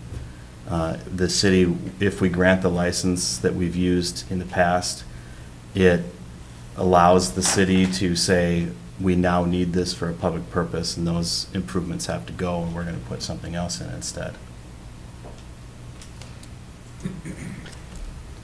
Yeah, I'm with Craig on the concerns of all the people that came that are immediate neighbors. Not one of them that doesn't benefit financially supports it. The people that it's really not in their backyard, they're a few blocks away, they're starting to pour in letters of support. But I don't think it's right to assess John and Mary or Dawkins or anybody else to subsidize access and utilities for this development. And I think that was clear from the council last meeting, that you didn't want to see that, and that's why we proposed this imperfect compromise solution, to try and avoid putting any expense on any of the neighbors that aren't intending to do anything different with their property. If I can jump in here, we made two proposals or proposed changes. One is the addition of 7 feet to 3rd Street between 6th and 7th to widen that stretch, and the other was the removal of ADUs. I just want to make sure that everyone is up to date on that. And those were directly in response to the 2 concerns that came out of the last regularly scheduled city council meeting about number of units / density and about the existing condition of 3rd Street. Thank you. Anything else? You want to clarify or questions you wanted to ask them?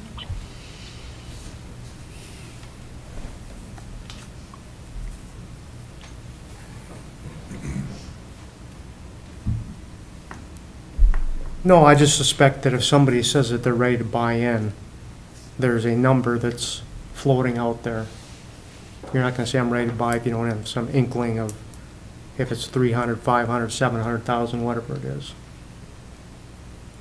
What I do know is it doesn't approach affordable, it doesn't help any of the people that are looking for housing at the hospital at any level. I don't even think our HRA director lives in Cook County. Said I don't think our HRA director even lives in Cook County, and that, that's the problem. I mean, we have people in the hospital are making the best wages up there, and they can't afford what I suspect is the scale of this project.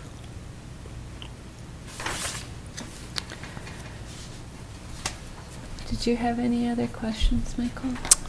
Nope. I think we've talked about this quite a bit. This did come to planning and zoning, and we did vote unanimously for this project. There were a lot of things, there were questions. We knew that you guys would be coming here. About 3rd Street, and we talked about water, we talked about lots of things there. And I do still think this is a good project. I do like the compromises that have been brought forth on 3rd Street, even though that is imperfect. And I do agree with other counselors about, the city does need to take the lead on infrastructure and improving streets. And I think to your point, about how 3rd Street became discovered is true. And I think we should do something with 3rd Street, I think, regardless of what happens with this project, because that is being used and it does need our attention. But that said, I would like to make a motion to approve, I guess there are 3 resolutions here. Yeah. But I would like to make that motion. I'm going to recommend, Yes. if you want to make a motion, that you start with The vacating? the conditional use permit. Okay. Then Resolution 2024-37, the PUD CUP. Well, I did want to make a couple more comments Yeah, no, that will- before we we'll got have to Comments? that point with this. I'll just say that one more time. Do I want to see 3rd Street change? No. But do we need to? Yes. And probably, as you just said, outside of even this project, or we need to find increased access for people beyond just the 2 spaces right now to cut back and forth. Yeah. It needs to be, I think, addressed. And the other piece, I still feel we've kind of gotten fairly direct about, but I don't see this as a development that hits enough people in a broad enough ways. In my best comparison would be Chris Gildem's potential project, and the reason I bring it up is that that development, you could bring in your own builder and build your own as you wanted to. And I said this in the last meeting, and an HOA is nothing new, but it's still new to a lot of potential homeowners in this community. And we're not looking at something that gives you a garage. We're not looking at something that gives you your own bit of space. And the density is important to make the numbers work on this. I get it. But to me, it still leads to a certain clientele is really going to be interested in this, and then a lot not. So I can't really say that I view this as a project that will draw a variety of people, except for the pieces that might be within a price range for people. But short of that, this design and style, I feel fits a certain clientele. And there's nothing wrong with that. That's fine. And then I also look at, and this is kind of what Talia was saying, there's other places we can go and put our dollars in to develop and help our housing. And we've picked a particular, and it's not I shouldn't use that word, but this development picks a particularly expensive place to do this. There are other places that could be a little less expensive to develop if you want to, if I put on a city hat and my focus is that I'm supposed to help get housing into this community, this is a pretty expensive way to do it. So those are the thoughts that still twirl in my head about this particular project. Can I respond to that? Sure. So I think, we do have to look at all levels of housing. I mean, that's how we're going to start to try to alleviate the pressure, is it has to come at all levels. It can't just be one way to do it. And so I think this it adds, does it fix? It doesn't fix, but it adds for sure to the mix of housing that's out there, and draws people who might have, they might have bought this house, but oh, look, now there's this, and I'm going to buy that instead of this, and that leaves that open potentially for somebody else to buy at a price that may be more affordable, maybe not. But it does just put more mix in there, that makes the potential for, those prices to at least stabilize, if not come down. So I do think that, this does help. It doesn't solve. And, I think the affordable units will, well, I shouldn't say affordable. They're approachable. The approachable. Whatever word you want to. Okay, it's an A word. Any word. Yes. And, I do think that those, people will look at those, and those could be some of our local people that would look at some of those, for sure. But I do think it's a help. Just one thing for the record, Counselor, they have to be local people.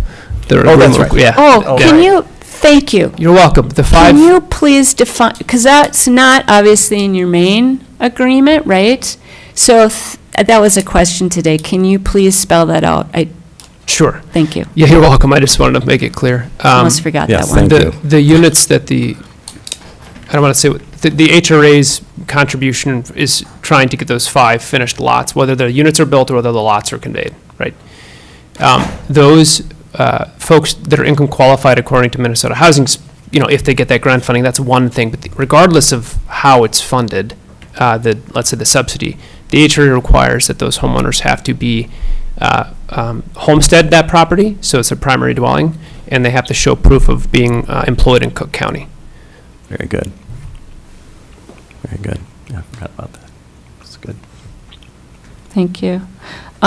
Which is one other thing I'd like you, just for the general public, because I've heard some varying comments on this, please.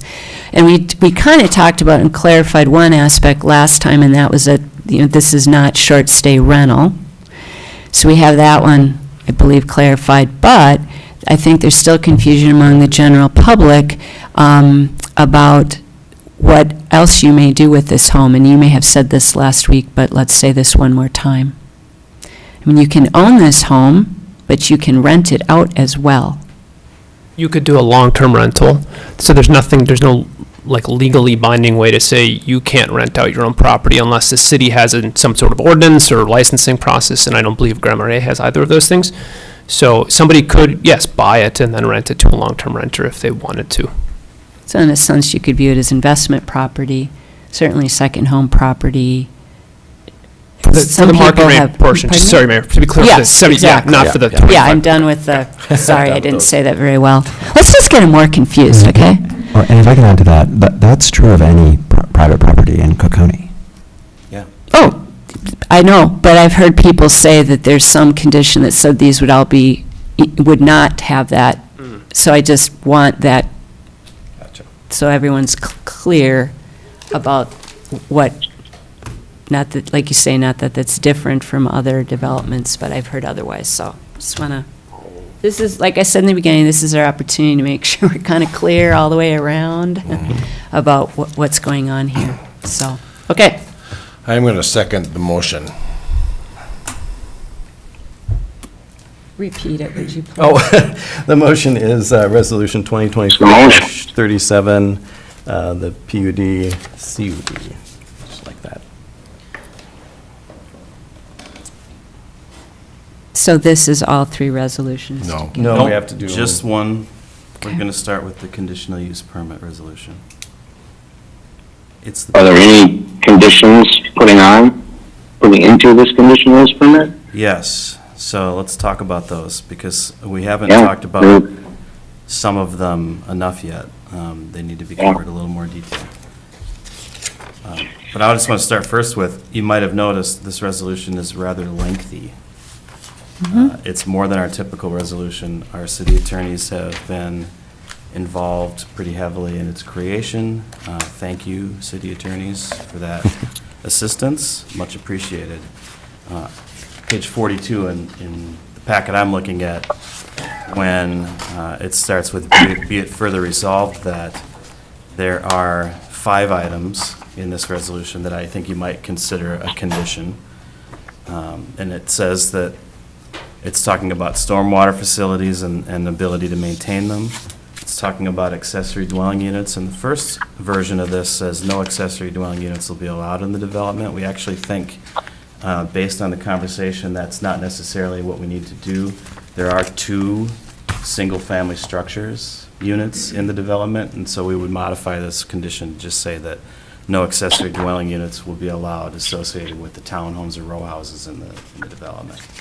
And then if the single-family structures end up with adequate space to meet our accessory dwelling unit existing zoning requirements, there isn't any reason why we would prohibit that. The next one is that prior to the final plat, the applicant will enter into a development agreement.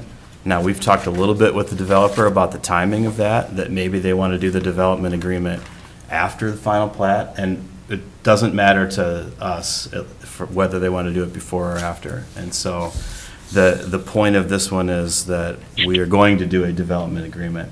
So if it doesn't say prior to, it'll say as a condition of approval of the final plat. And so is that the one that we're going with? Okay. So instead of saying prior to the city's execution of final plat, it'll just say as a condition of approval of the final plat. Okay. The developer will be required to, in the rest of it, development agreement. The next one is a requirement in the development agreement, the applicant make improvements to that portion of Third Street impacted by the development. So that is, the proposal that's included in your packet now says they're going to widen Third Street between 6th and 7th. Their responsibility. So this resolution is saying they're going to be responsible for that improvement.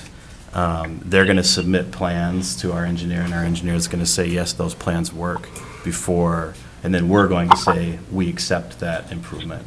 I think the conversation tonight, it's clear that that won't be enough, and that we'll probably when we look at the improvement of Third Street, if you want to see a design for the whole thing, we'll do that first. But at least this resolution says some portion of that between 6th and 7th is going to be their responsibility.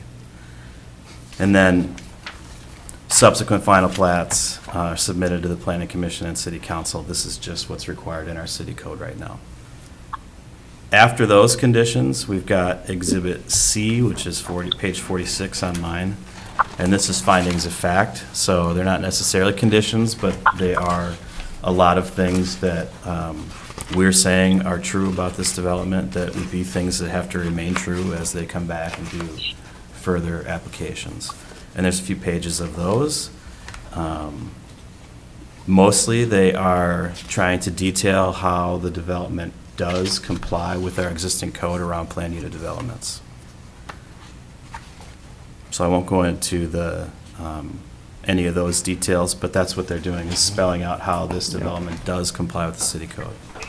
And then part 2 of that is the findings of fact about the actual, what we need to say when we approve a conditional use permit. So the use conforms to the land use or comprehensive plan of the city, it's compatible with the existing neighborhood, doesn't impede normal and orderly development, and the location and character is considered consistent with a desirable pattern. Those findings that you're probably familiar with.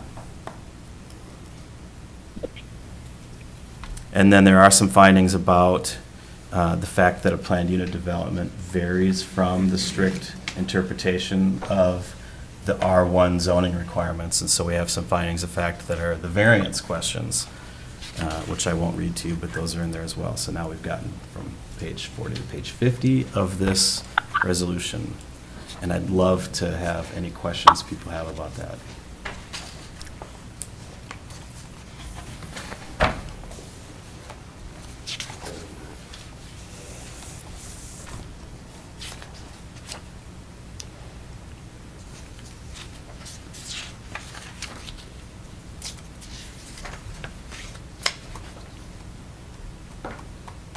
Did anyone have any questions?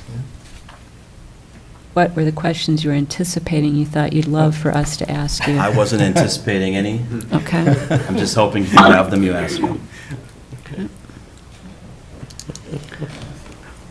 All right.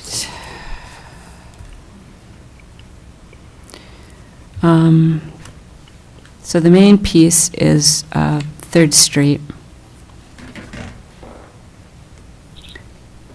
which to me needs, outside of this, needs a discussion and decision by the council. I don't even know if we're all in agreement about what should be done or how it should be financed necessarily. And I think it requires a little bit more time spent. This isn't the time, I don't believe. But I think that needs to be thought through. Stormwater, trying to read through your list, and I would have agreed that that gets taken care of by engineer work. I'm not sure that I thought that was an issue, knowing that the engineer work would be in the mix on that, but did I write that down wrong? No, okay. Again, give me that look, I thought maybe you were in a different planet for me for a minute on that one. No, I think Okay. it's All right. it's engineered.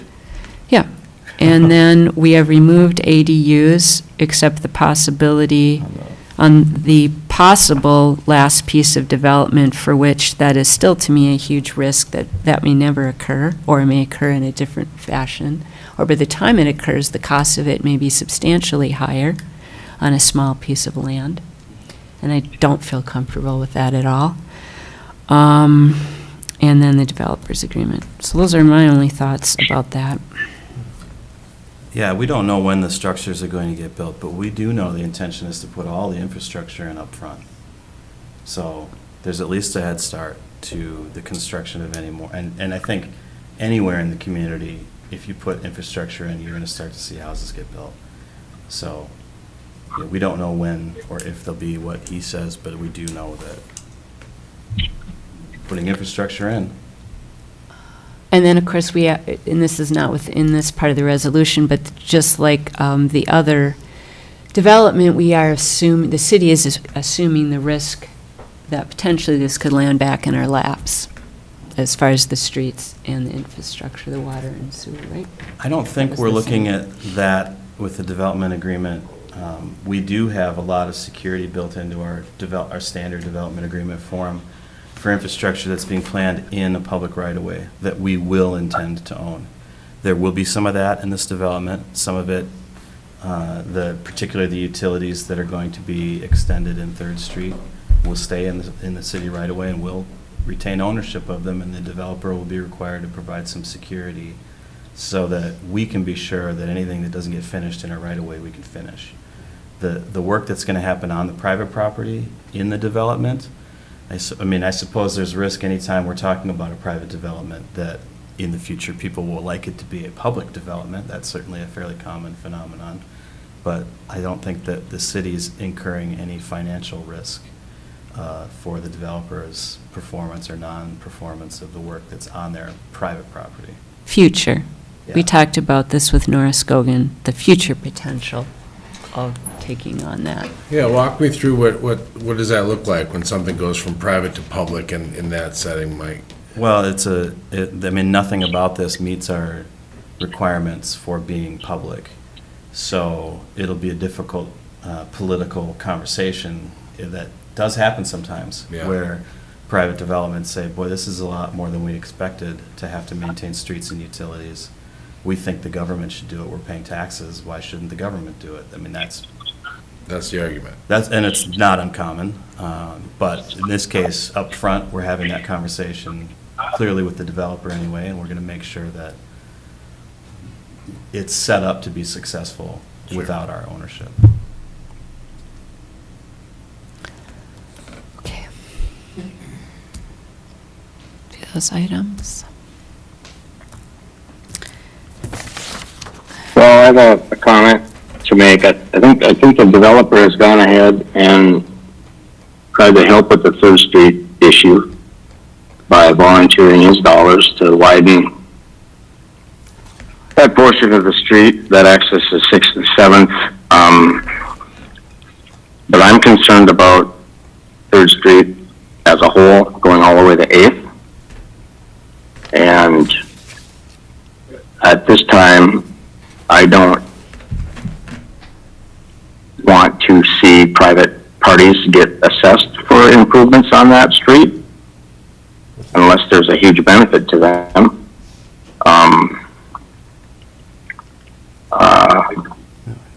I don't know if there's other monies available to the city to improve that street, that end of the street. What can be done on a level that is affordable to the city. I feel that if that end of the street's not built out correctly, it's just going to still be a bottleneck like it is right now going through there in the summertime. And it will pose a potential traffic issue. I mean, when you put 21 houses in one little area like that, you got to have access for them. And I just think because of 6th Street being a dead end, 7th Street being a dead end, and there's no way to connect those to anything else, I just think that it's not 3rd Street's not a safe street for all this traffic. And that's how I sit right now, the way I feel about it. If it got improved all the way through, I think it would alleviate a lot of stress from people that are using that street and driving along that street and actually live up in that area that use that street. That's just my comments on this project at this point in time. There is a process that the council has available to to talk about the improvement of Third Street and to have that conversation with the neighbors and to go through that whole issue. And so what we tried to do was separate that conversation from this conversation with this resolution, to offer something to help with access, but not put any burden on any of the neighbors. Right. We can still go through the typical assessment improvement process where we would ask our engineers to produce a feasibility study that'll do some design work and do some cost estimating and have meetings with the neighbors and talk about, this is the improvement we're proposing. And talk Right. about whether or not you want to assess any of it and what those might look like. And then talk about whether you want to order the improvement. I'm hearing that loud and clear, you want to do that, whether we go forward with this project or not. So to me, that's still a separate question. And we'll have our engineers get started with the, I'll get a quote for your next meeting of what it's going to cost to do the feasibility study. And Well, get I that understand moving. I understand it's a separate question, but for me, it's not asking them to be assessed so that this project can be built. You understand? This project is causing this problem, is what it's doing. So that is the negative feedback that I get out of this. And I know that the developers have tried to alleviate that issue by taking care of their block, their piece of land, but they're forgetting that you gotta access that piece of land from the east or the west. You see, Yeah, now, you can't access it from the north because those streets aren't finished. So- we've talked to both the developer's engineer and our engineer about traffic levels. They're not concerned. Yeah.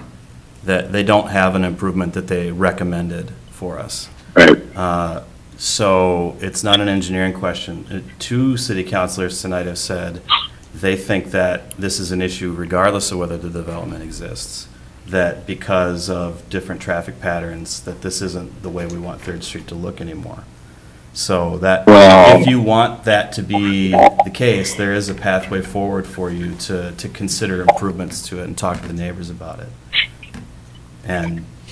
And I think still that's a separate question from this development, that our professional advice is that this development is not causing the need for significant upgrades to Third Street. So, Yeah, they don't live there. yeah, it's different, is it going to have no impact that anyone will notice? Of course it will. Is it where an engineer says this isn't safe? They're not saying that. Well, Okay.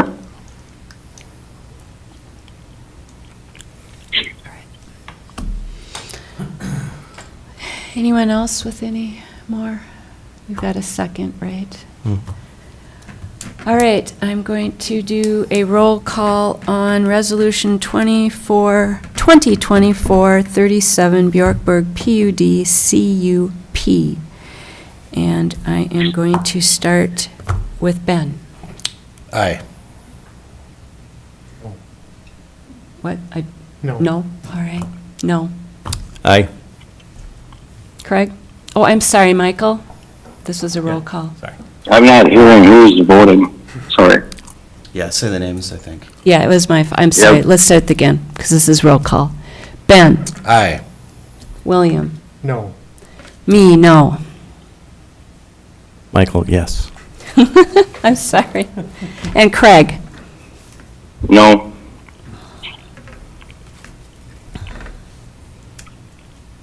So you've not passed the resolution that was written to approve the project, but you haven't passed the resolution that will reject the project, and we'll have to prepare that and have to look at that next meeting. Okay. I think there's a lot more conversation around this and issues to feel good about this, and the street is one of them. And Mike has just mentioned, I hear this and I hear that, but I don't think this council is in agreement on what Third Street needs exactly, and I think there's probably other solutions to that. But the one piece I probably didn't say earlier is there's lots of things the city council can approve and later change or modify, but when somebody spends this kind of time and money and they're putting in whether commercial or residential, we can't change it and we can't go back. People put that kind of infrastructure in, we can't take it back.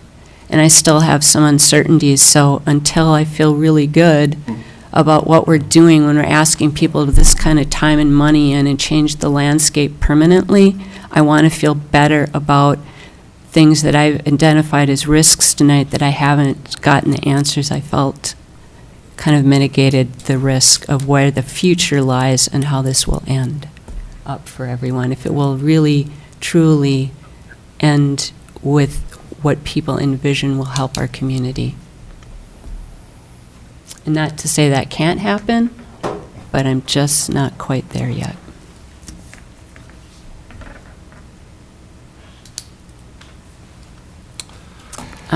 With that, we will move on to Planning Commission report for Resolution 2024-39 and 2024-40. Yes, well, these are a little simpler. Yeah.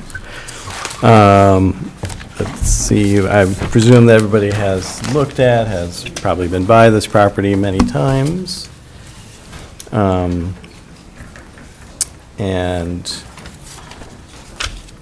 the use that's being requested is approved for that area. We discussed in depth about the parking. That's why parking images were provided to us tonight so that we could have a look-see at that and see how that might play. And it's, it's moving from long-term to short-term rental. Again, it's approved there. But from what we were to understand, it's also limited in time. Looking to do it just during the summer months. But also they are living there in the unit right next door.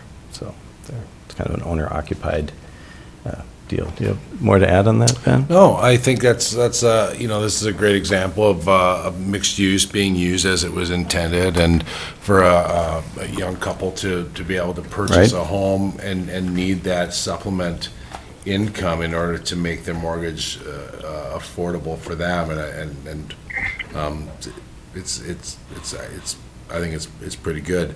The one condition that we had talked about was that should they want to do some winter rentals or keep the place opened in the winter, that we would want them to be responsible for snow removal from their portion of the lot in that alley. Which they would have to do anyway. if Which we're is gonna- already the case. Yeah, we just talked about, do we want to make that clear? Yeah. Yeah, and I think, So I don't know if that's a condition or. we didn't make, I don't think we We didn't write it in ultimately. the resolution, but- Okay. but if you want to put it in there, we sure can, but it's an existing situation. Okay. That the private owners along that alley are responsible for snow removal. Yeah, Okay. so there's that one. All right, any questions? Questions on it? Do you have any questions? Craig, did you have any questions on this? Okay. Well, I would make a motion to approve Resolution 2024-39, the BB, Judice? Close enough? Good. Conditional use permit. I will second that resolution. All right, any further comments, discussion? All right, we're going to do roll call, and this time I'm going to do it right. Craig? Yes. Michael? Aye? Aye. William? Aye. Ben? Aye. All right, and with that, we have passed Resolution 2024-39, and I will not attempt to goof up the name either. I'm going to stop at that point. Very good. Very All good. right, so Thanks. then we have our next resolution. Right, and Easier. this is even easier. This is actually reducing the request that they made the first time. So they're asking for less of a variance, which we're all for that. I believe it ended up, now I'm forgetting, it was, I think we're at 2.5 feet, was that what, yeah, down from 5? Yes. Okay, 37 feet, 4 inches. Okay. is the request. so, It's for a much smaller part of the roof as well, because it's Right. just over the elevator. yeah, so I assume you guys saw the pictures and what have you. So it is a much smaller, yeah, it's a much smaller deal altogether, and really saw no reason not to approve somebody coming to say we want less. Okay. So I would make a motion to approve 2024-40, the CCREF variance. I will second that motion. Any further questions or comments on that? All right, I will do a roll call on that as well. Ben? Aye. William? Aye. Aye. Michael, aye. Oh, Michael. Sorry, okay. Michael. It's just me. Craig? Aye. All right, and with that, we have passed Resolution 2024-40, CCREF variance. Thank you. I'm going to still be on Fisherman's Picnic recovery mode still. All right, we're Until on. next year. Yeah. Oh, boy. We're on to council and staff reports. Craig? Yeah, I was, home for parks, rec park report. Just in a nutshell, kind of a rainy spring, as everybody knows. But they did end up, July was up 1% over last year. So they're trending on a positive direction, even though we had a lot of rain. We did have a discussion about the fuel pump dock at the rec park being over 20 years old. It's a suction type pump. I think Dave is going to get quotes from a fuel company out of Duluth to look at replacing the pump and check the tanks and possibly relocating the dock closer to the wider part of the throat of the marina rather than having it way on the other end. It's hard for boats to actually get in there and fuel up, so that's something that we're looking at possibly changing and getting estimates on what that may cost. We'll be moving ahead in the next couple months or so here, working on the 2025 budget for the rec park. We also had the Creative Economy Collaborative do a presentation at us concerning a artist who's looking at putting art all around all the Great Lakes, actually, and Grand Marais was one area that he chose. So we had a concept of what this piece would look like, and there was some discussion of whether we wanted or not, and I guess we did end up saying, okay, Boulder Park might be an area where you can put this, but we wanted a more of a design concept and how it was really going to really look like before we really approved it. So we did give a go-ahead on coming back with something else that might be more fitting to his concept and to what we were looking at anyway. So that's something that's going to come back to us probably at the next meeting, I would think. Other than that, I think that's all I had at the park stuff, yeah. I think that's it. That's it? All right. Michael? Yep. Thank you. Yeah, obviously we had the planning commission stuff, and then we had the cannabis. If you wanted to do cannabis, I could do cannabis. We can talk cannabis. We had the cannabis meeting, and one of the areas of discussion was the licensing and how that's, at least this was my focus, because this was something I'm very concerned about, is how many licenses there will be and who will get them. Mm-hmm. And as we now realize, is if we limited them, which we are allowed to do, we can create something of a competition, and if there is a competition, or if there are two that come in at the same time, we as a city or as a county can make a decision as to how we decide who's going to get the license or not. But that's like the only way that we have any impact on who gets the license. Otherwise, it can just be anybody, anywhere, whatever. So it's kind of and we have no control over that. So if our priority, and that's the first assumption, so if if we assume that a priority is we would like to be supportive of a local-based business, Yep. we can't. Yeah. From that standpoint.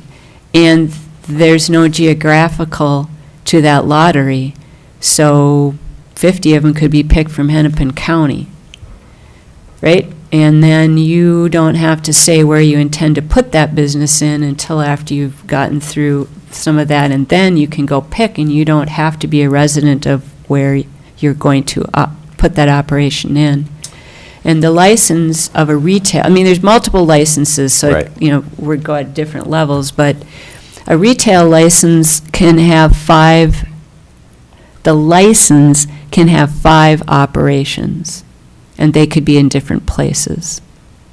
Yeah. So does it make sense to like set a super low limit?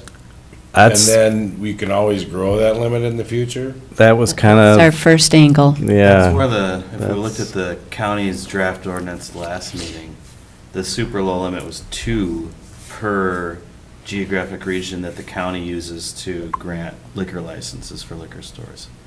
So that would be 2 in the city limits of Grand Marais as well, in that version of it. And the It ends up being total 14 team. countywide. Wow. I'd be surprised if there were ever that many, just because some of the geographic areas, county don't Yeah. make sense for this. Right. But, 2 in. I see Lewiston, dollars. 2 in Tofty, 2 in Schroeder, 2 in Grand Marais, 2 up the trail, 2 east of the county. Yeah. I must be missing a couple, but that's kind of the style that they looked at for the draft. But if I heard right, 7 was also put out there as a possibility. Well, and then we have to layer back, the city, you know, right now, we're talking about a potential, oh, here we go again, joint agreement, but we still may end up figuring out our own agreement. Yeah. You know, our own, I or mean, ordinance.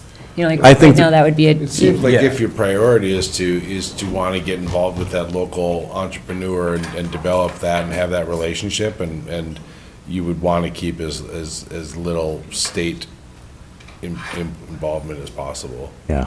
I don't think we have a way to avoid it. Even, they get the first crack, the state, at the licensing process. And we don't have any role in it until Sure. the state is already pre-approved. So they could but if you said, hey, we're going to limit to 1 in Grand Marais, and they'd say, well, we found you the 1, here's the 1 you get, Yeah. right?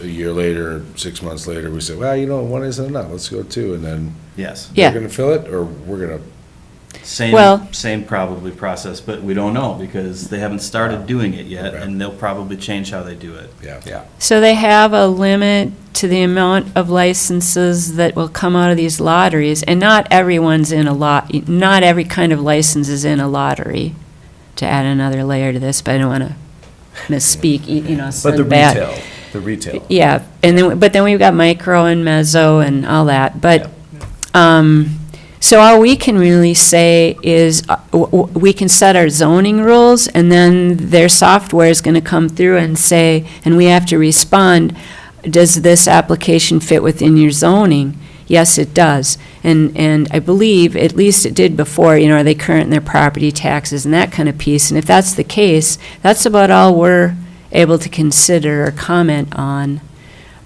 when a license application comes through. And they are waiting until 2026 to relook at those limits.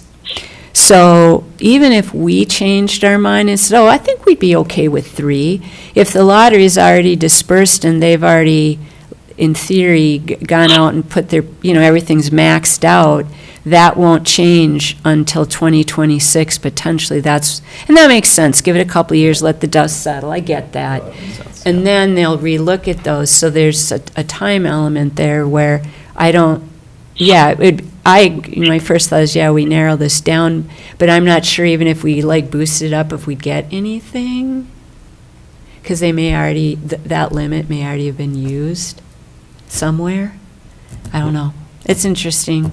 Yeah, it is, yeah. I just really dislike the not having any say. It's so, but we're supposed to manage it, well, the county and us, we're managing it, but. Only if we pass an ordinance. So if we never pass an ordinance, then there's just. Then we're not managing it. no one is potentially managing it. I Yeah, but think. we're still required by state to do certain things. I mean, we do still have to. I don't believe we are responsible No. for that if we don't pass an ordinance with, that regulates this. Well, we're inspections of what? Like Oh, retail operation yeah. inspections. Well, you have to do the annual checks. That is, we have to do the annual checks like you do with cigarettes. But, If but we after pass an that, ordinance. if anything else is out of compliance in their operations, we just let them know, and it's up to them to investigate any operating business around cannabis. They take care of that. What were you saying? So, I just want to drive on this a little bit Yeah. more. So you're saying if we don't pass any sort of regulatory anything, Yeah. Then I don't believe we have a role in the compliance Any of it. checks. Yeah, we're still required to do that, though. That's a requirement of municipalities to do those checks. And we also can charge Oh, you're saying that fees. we go to the county. Why would we Is that what not? you're saying? Well, if we, yeah, we can, Oh, that part of it, okay. Compliance checks would, and the proposal is to have Public Health and Human Services Right. do the compliance check. Yeah. The number Michael referred to going from 14 down to 7, the suggestion was that Public Health and Human Services has to develop a process. They have no money to hire extra people. It's got to be absorbed within what they're doing right now. So the discussion was maybe bringing it down to 7. Are they the ones that do the cigarette checks now? Yes. Okay, so it'd be fairly similar. So now I see what you meant. You meant from the angle then the county does. I just meant we don't have it's not like we totally don't have to do something, either give it over to the county or, it still has to be done. Yeah. At a local Yeah. level at some point. Okay, got it. Yeah. Anyway, there's that. So we know. And I still feel that we need to package up in it how, if someone wants to hold an event, I think they should be able to go to our city website, click on a link that tells them what forms they need to fill out, what they can and can't do, so they do not need to come in and ask a bunch of questions, because the more I read, I believe we will see events. And we could easily see one of our local businesses wanting to hold an event should they decide to change some of their product lines. And some would not even be business-related. There seems to be a sort of a community, here we go, community vibe to this whole concept of having a cannabis event. So I do feel that we need to get our ducks in a row and make that easy for somebody to know where they can and can't have them, what applications they need to fill out. And they've said quite clearly on their website right now that at some point they'll get their rulemaking in place, and there may be more from the state dictated. But right now, they're saying it belongs to the local municipalities to handle this in the meantime, and I think we should. And even just convenience. Somebody shouldn't have to walk into City Hall and go, how does this work? What do I need to do? They should be able to efficiently read that and see what they can and can't do. But that's what we know, right? That's the it. thing. That'd be good. Okay, you got anything else? No, that was it. All right. Hi. I went to the Arrowhead Animal Rescue meeting, and they've obviously gotten their building moved to a temporary location. Yay. Um, So great. I think they're seeking to clear up a lack of clarity that they perceive exists, I think is the way to say it. They're seeking maybe to get together with Mike and Tracy and go over some things to see if they need to come talk to the council. done that meeting before, be happy to do it Yeah, again. I do have an invoice. They incurred an expense by hiring somebody to help separate the buildings and support them for moving and disconnect stuff underneath, so I believe they're seeking payment out of their 25,000, I believe. Yeah, and the way we're operating is just that. The city's committed 25,000, the county's also committed 25,000 to the project. And we can spend that on whatever they want us to spend it on. So, no problem paying this invoice. Great. Well, there'll be another party when that gets done. Yeah, that was good. Anything else? They have some estimates, but I think that they're lacking some of their final numbers. There's unknowns, about, can stuff be burned on site? Does that be trucked out? What's the true cost of fill material and concrete, and there's some vagaries. Okay. But yeah, like, Their contractor pre- still with them? as Yes. far as I know, yes. Thank you. Okay, so they have someone to kind of get to those answers? Yep, they've got a great project manager, and they have a contractor lined up for the site work that they're working through those details. All right. Good. Any other meetings and? No, upcoming on this Friday with Shane Steele. The first meeting of the Tree board. tree. Okay, this Friday? Yeah. Can you please extend an invitation to me? I asked that I be included in that first initial meeting, or I'll reach out to Shane, I guess. I don't know, whatever. All right, that's exciting. Yeah. Ben? Nope, that's it. Planning, zoning. As if that wasn't enough, is that what you're thinking? It's a lot. Planning, it's a lot of. Yeah.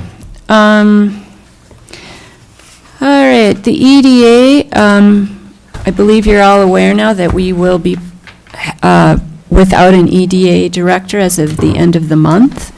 And congratulations to Teresa Bida on her brand-new position opportunity. I think it's a great one. We are in process of, and it has already, the position has been posted. We have a potentially interim EDA director. I'll let you know. And next week at our EDA meeting will be an important but continuing conversation about the future of the golf course. So we've added an hour to our meeting, and we'll do that. We have the report back and have time to look at it, and we'll start that important conversation. Wait a minute, we had our HR committee meeting this morning, so you had other, you could say, yes, I had I other, knew you were gonna cover it. smooth. So our consultant, Rowena Claxon's done a really good job of beginning this audit work of what's missing, what needs to be brought up to current, and we went through all of those items, and we've got next steps from that, but I think it's a really good start. I'm feeling really good about all the work that will be done, and we'll just keep plodding away on that. And then, so that was the audit piece. We're also still, of course, looking at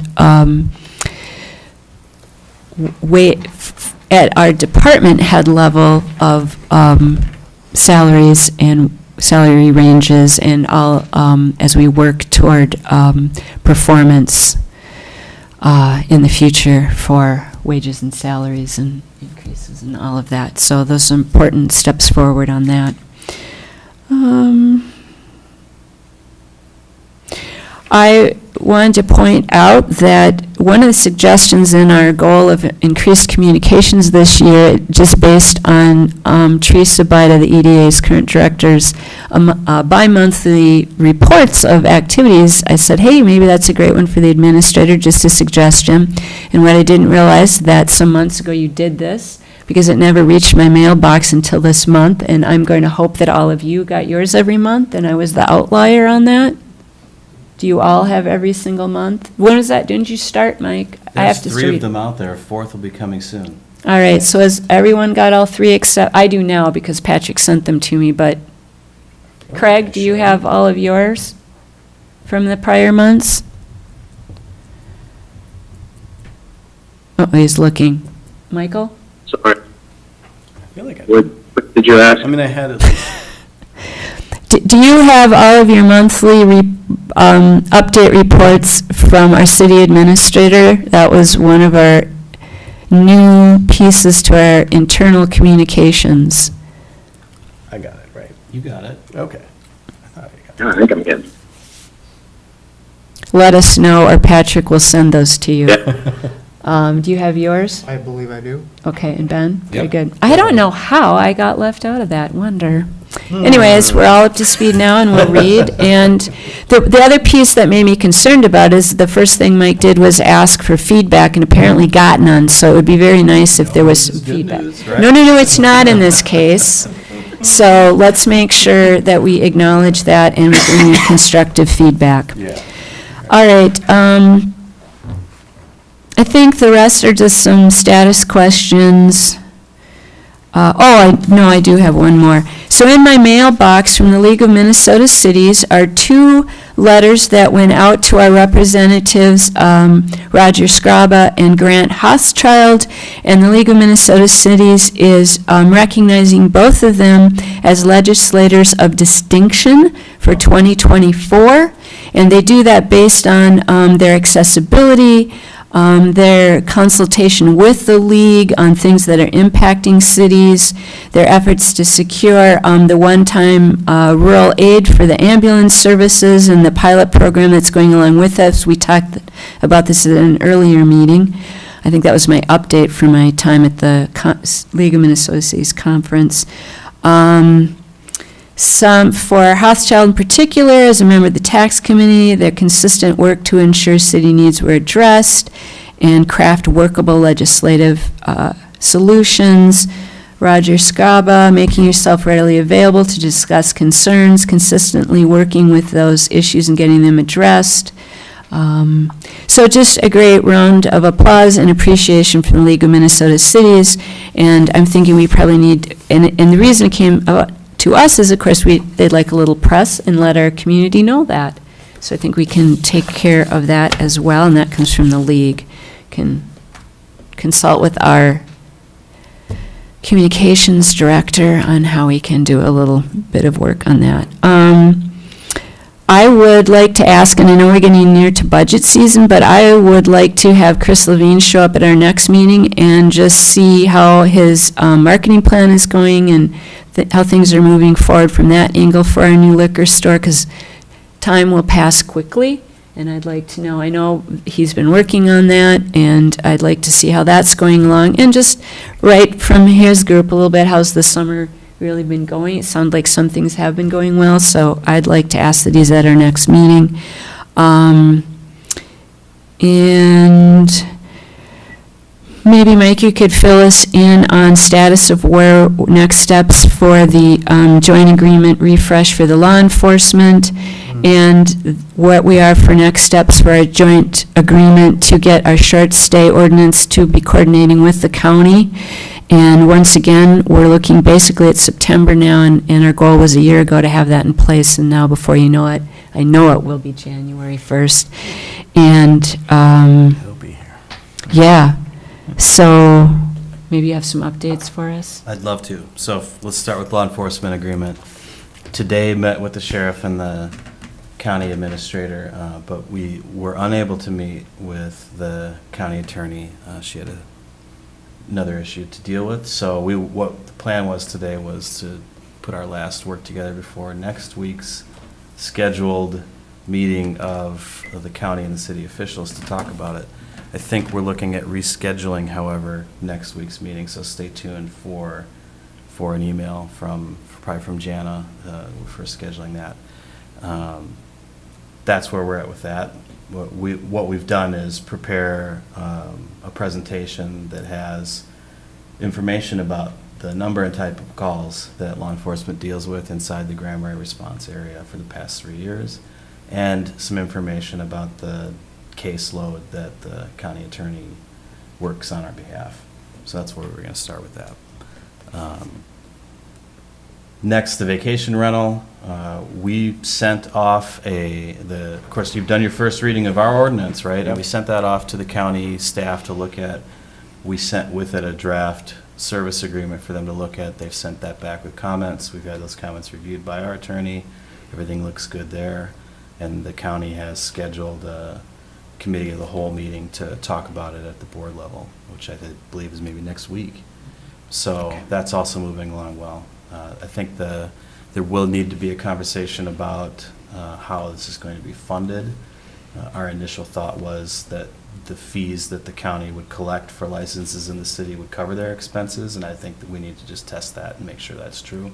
So that's probably the last conversation that we'll need to have about that, and we'll be ready to move on with that as well. Okay. Great. Awesome. All right. Did you have other things, Mike? Two things. I don't know if we put a memo, because this came more recently, about the library hire. Did we put that in the consent agenda? I did not see that. So please hire Anna Winjay as library custodian. I hope I said her last name right. If not, I'll hope to meet you soon. Is that, so, like a motion? Please. I would make a motion to hire, what was the name again? Anna Winjay. Anna Winjay. Second. All right. Craig? Aye. Michael? Aye. Aye. William? Aye. Ben? Aye. And with that, Okay, and then the last page in your packet is a schedule of our budget process. And so we will be reaching out to schedule meetings with the department heads to go over their draft budgets. We'll be getting their draft budgets in, what we said today, but we'll probably, another day or two of that.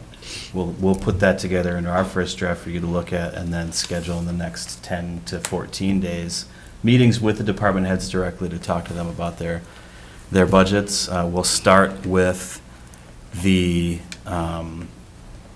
budgets, the departments that are funded by the general fund, because that is our schedule. We have to have the first meeting in September, our preliminary levy set. And so we just want to make sure that all of the levy-supported general fund departments get a chance first, which means somebody like Chris, although he'll be at your next meeting, might also be coming later in September or October to talk about next year's budget.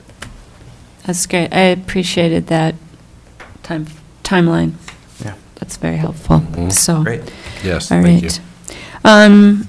So getting back to the Bjorkborg and Third Street, I don't know, I would like to ask people, do you want a work session on something like this to talk through some of this? Do you want it back at a council conversation? I think I would like to try to figure out a way to get it together on some of that stuff. I guess maybe moreover, is on the planning and zoning side of it, I'm a little maybe not confused, but I maybe need some more guidance as far as what we're looking at or what you want us to be looking at, because we're looking at these things and we're running it through our process, and then they're getting here and there's problems with them. And so if we are not vetting those things properly for you guys, I would like to know what you want us to do differently.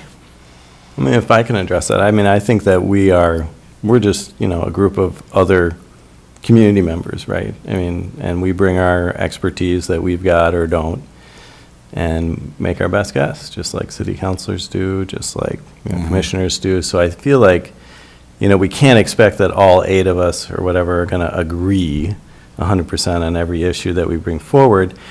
We do follow a process, right? We look at what are our rules? What do the rules say?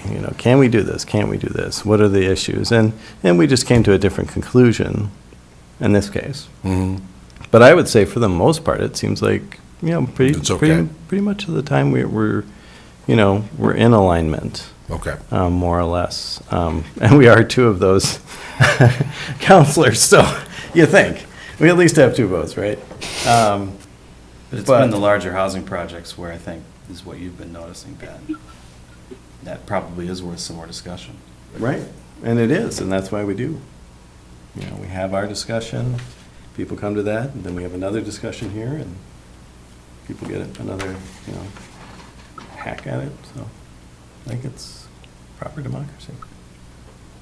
Yeah, and in this case, I really felt we heard so much from the public, and then I have to really think about what's my responsibility from what I've heard. And then I also feel that a lot of times, which is part of why I asked so many questions tonight, is I really wanted the audience to make sure they really understood how this project would work. And my guess is they didn't. My first guess would be, I had to have clarifiers tonight, right? And I sat and spent quite a bit of time reading through everything, looking, Right. This took a lot of time, and as it should, because you can't backtrack on this. But anyways, so like Third Street, I think maybe that's like a work session, like part of this, why tonight's conversation was difficult for me, because I don't think we've set a position on how we want to do infrastructure development. Right. We've just And that left is it up to something- a private developer to come in and do. And when we consider the costs, if we are going to ask this of our community at large, do we have to try to, and it'll never be, it'll always be expensive, but where, if we're going to spend the money, where are we going to get the most Yeah, I think for it the doesn't dollar? set us So, up for a high level of success in projects when you're scrambling, trying to figure out if your road is wide enough to support, right? Like, that's not probably the time to have that conversation. Right. And we're gonna have that conversation on that property probably again, right? Because something is gonna happen there, right? It's a big enough tract and so, yeah, I think the larger conversation about infrastructure and costs and how do we deal with that? How do those conversations go with community? What other monies are available? How do we budget for those? Like, what does that look like? Because I don't think any one of us wants to sandbag somebody with a $100,000 assessment on their home, right? We don't Right. want to, I don't want to do that, right? And so how do we avoid that? Right, and I think, we did look at this before, we were talking about this at some long ago council time, like how do we, where do we pick, how do we choose, which places to develop and not, and all that, and it seemed like we kind of came back to like where it's requested, where we see people asking and that kind of thing. But I hear what you guys are saying, which is saying like, well, let's front load it. Like, let's say like we want to see people here, so let's put some infrastructure there, and I suspect somebody might build. And maybe it's as simple as identifying properties like Tala did or whatever to say, look, here's the likely areas that we're gonna have these things. How prepared are we for those developments, right? Or what does it look like for us? And the earlier we can start having those conversations, the quicker Jason can go and find us money. Councilor, I don't work for the city. You know what I mean. yeah, that's, yeah. But yeah, I think we've got, but we definitely need to have further conversation about the infrastructure and how that's gonna look, and, I mean, I still think we should do something about Third Street regardless, but, it doesn't have Rest to be. assured, you're gonna see some stuff about that. Like, you Yeah. can't have the conversation you had tonight and not continue it right away. Oh, no, I Oh, know, yeah. we will continue We it. will have a quote from our engineers to do a feasibility study at your next meeting Yeah, and to continue the conversation. right. Well, Yeah, that I really dislike turning away housing projects. Really, really dislike it. But I understand it, and you don't have to, nobody has to justify their vote. But I understand there was enough there that it was tough. But I don't want to see a lot of those slip through. Yep. So maybe we can, yeah, I think for me, yeah. I started out one way on this, and then I look at it and I keep thinking, I get back to, what are we getting for how much are we having an impact that our community says they need out of this? I'm not Right. sure. But that doesn't mean we can't keep working on it. right. The other piece that I still think about, and how feasible this is, but we're sitting here with Second, and there's houses down there, there's more properties that could be developed down there at the bottom, and Right, what, where are we you talking about? vacated part of that, or we didn't, but. Oh, you mean on Second going down, yeah. Yeah, Okay. and and I could see someone wanting to get in there and build out more, and then As a we're matter of seeing. fact, someone has applied for a land use permit and will be building in there. So where do we sit on that? I mean, and how, do we let that just sit as a little gravel road in as I mean, at one point, do we need to do that? And I'm hearing residents say, well, they only, I can't even literally walk through there, which just makes no sense to me. You're asking people to walk way up and around just to get through. So it's not just Third Street, it's that bigger concept of how we getting accessibility through, all the way around. Yeah. And once again, I feel that's the part about this project, that was one piece, and now it's bringing us to have to talk about bigger issues that maybe we haven't thought through or haven't had to think about before. Yeah. Really. They kind of get caught in, to me, some important pieces, because that is definitely a substandard street. I mean, just even to get 2 cars through. There's no question about that. Yep. So, yeah, all right. So that gets me back, though, to the question, do we want to have a work session to kind of move some of that forward? Do you want it as another agenda item? How do you want to do that? Good question. I mean, it seems like it's got enough depth that it would be worth, I mean, if you're talking about the whole infrastructure thing, right? Yeah, kind of the Yeah, kind of, yeah, and then okay. getting into Third Yeah, Street just- or whatever, just starting that more. Yeah, I mean, we're obviously going to talk about Third, and then having a work session about how we want to deal with infrastructure and connecting that with our goal of developing housing. I think Yeah. could be a worthy work session. Yeah, and or bringing like planning and zoning into that conversation somehow, or like, Yeah. you know, work that, it's a good venue for a lot of those conversations. Pulling up maps and pulling up, you know, here's the plan and here's where we see, and let's make this work. Yep.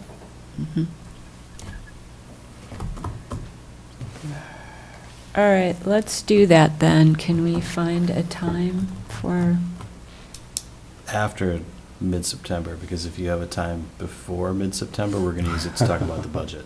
oh, that's right, we're going to have Yeah. it. Can we tag But we it? can tag it, yeah. Can we tag it to that? Sure. Okay, Mike's going, really? Yeah. We'll do dinner. I would rather not. Time as you want to spend, absolutely. Subway? Subway it is. Oh, yeah. All right, thank you all very much. Thanks you.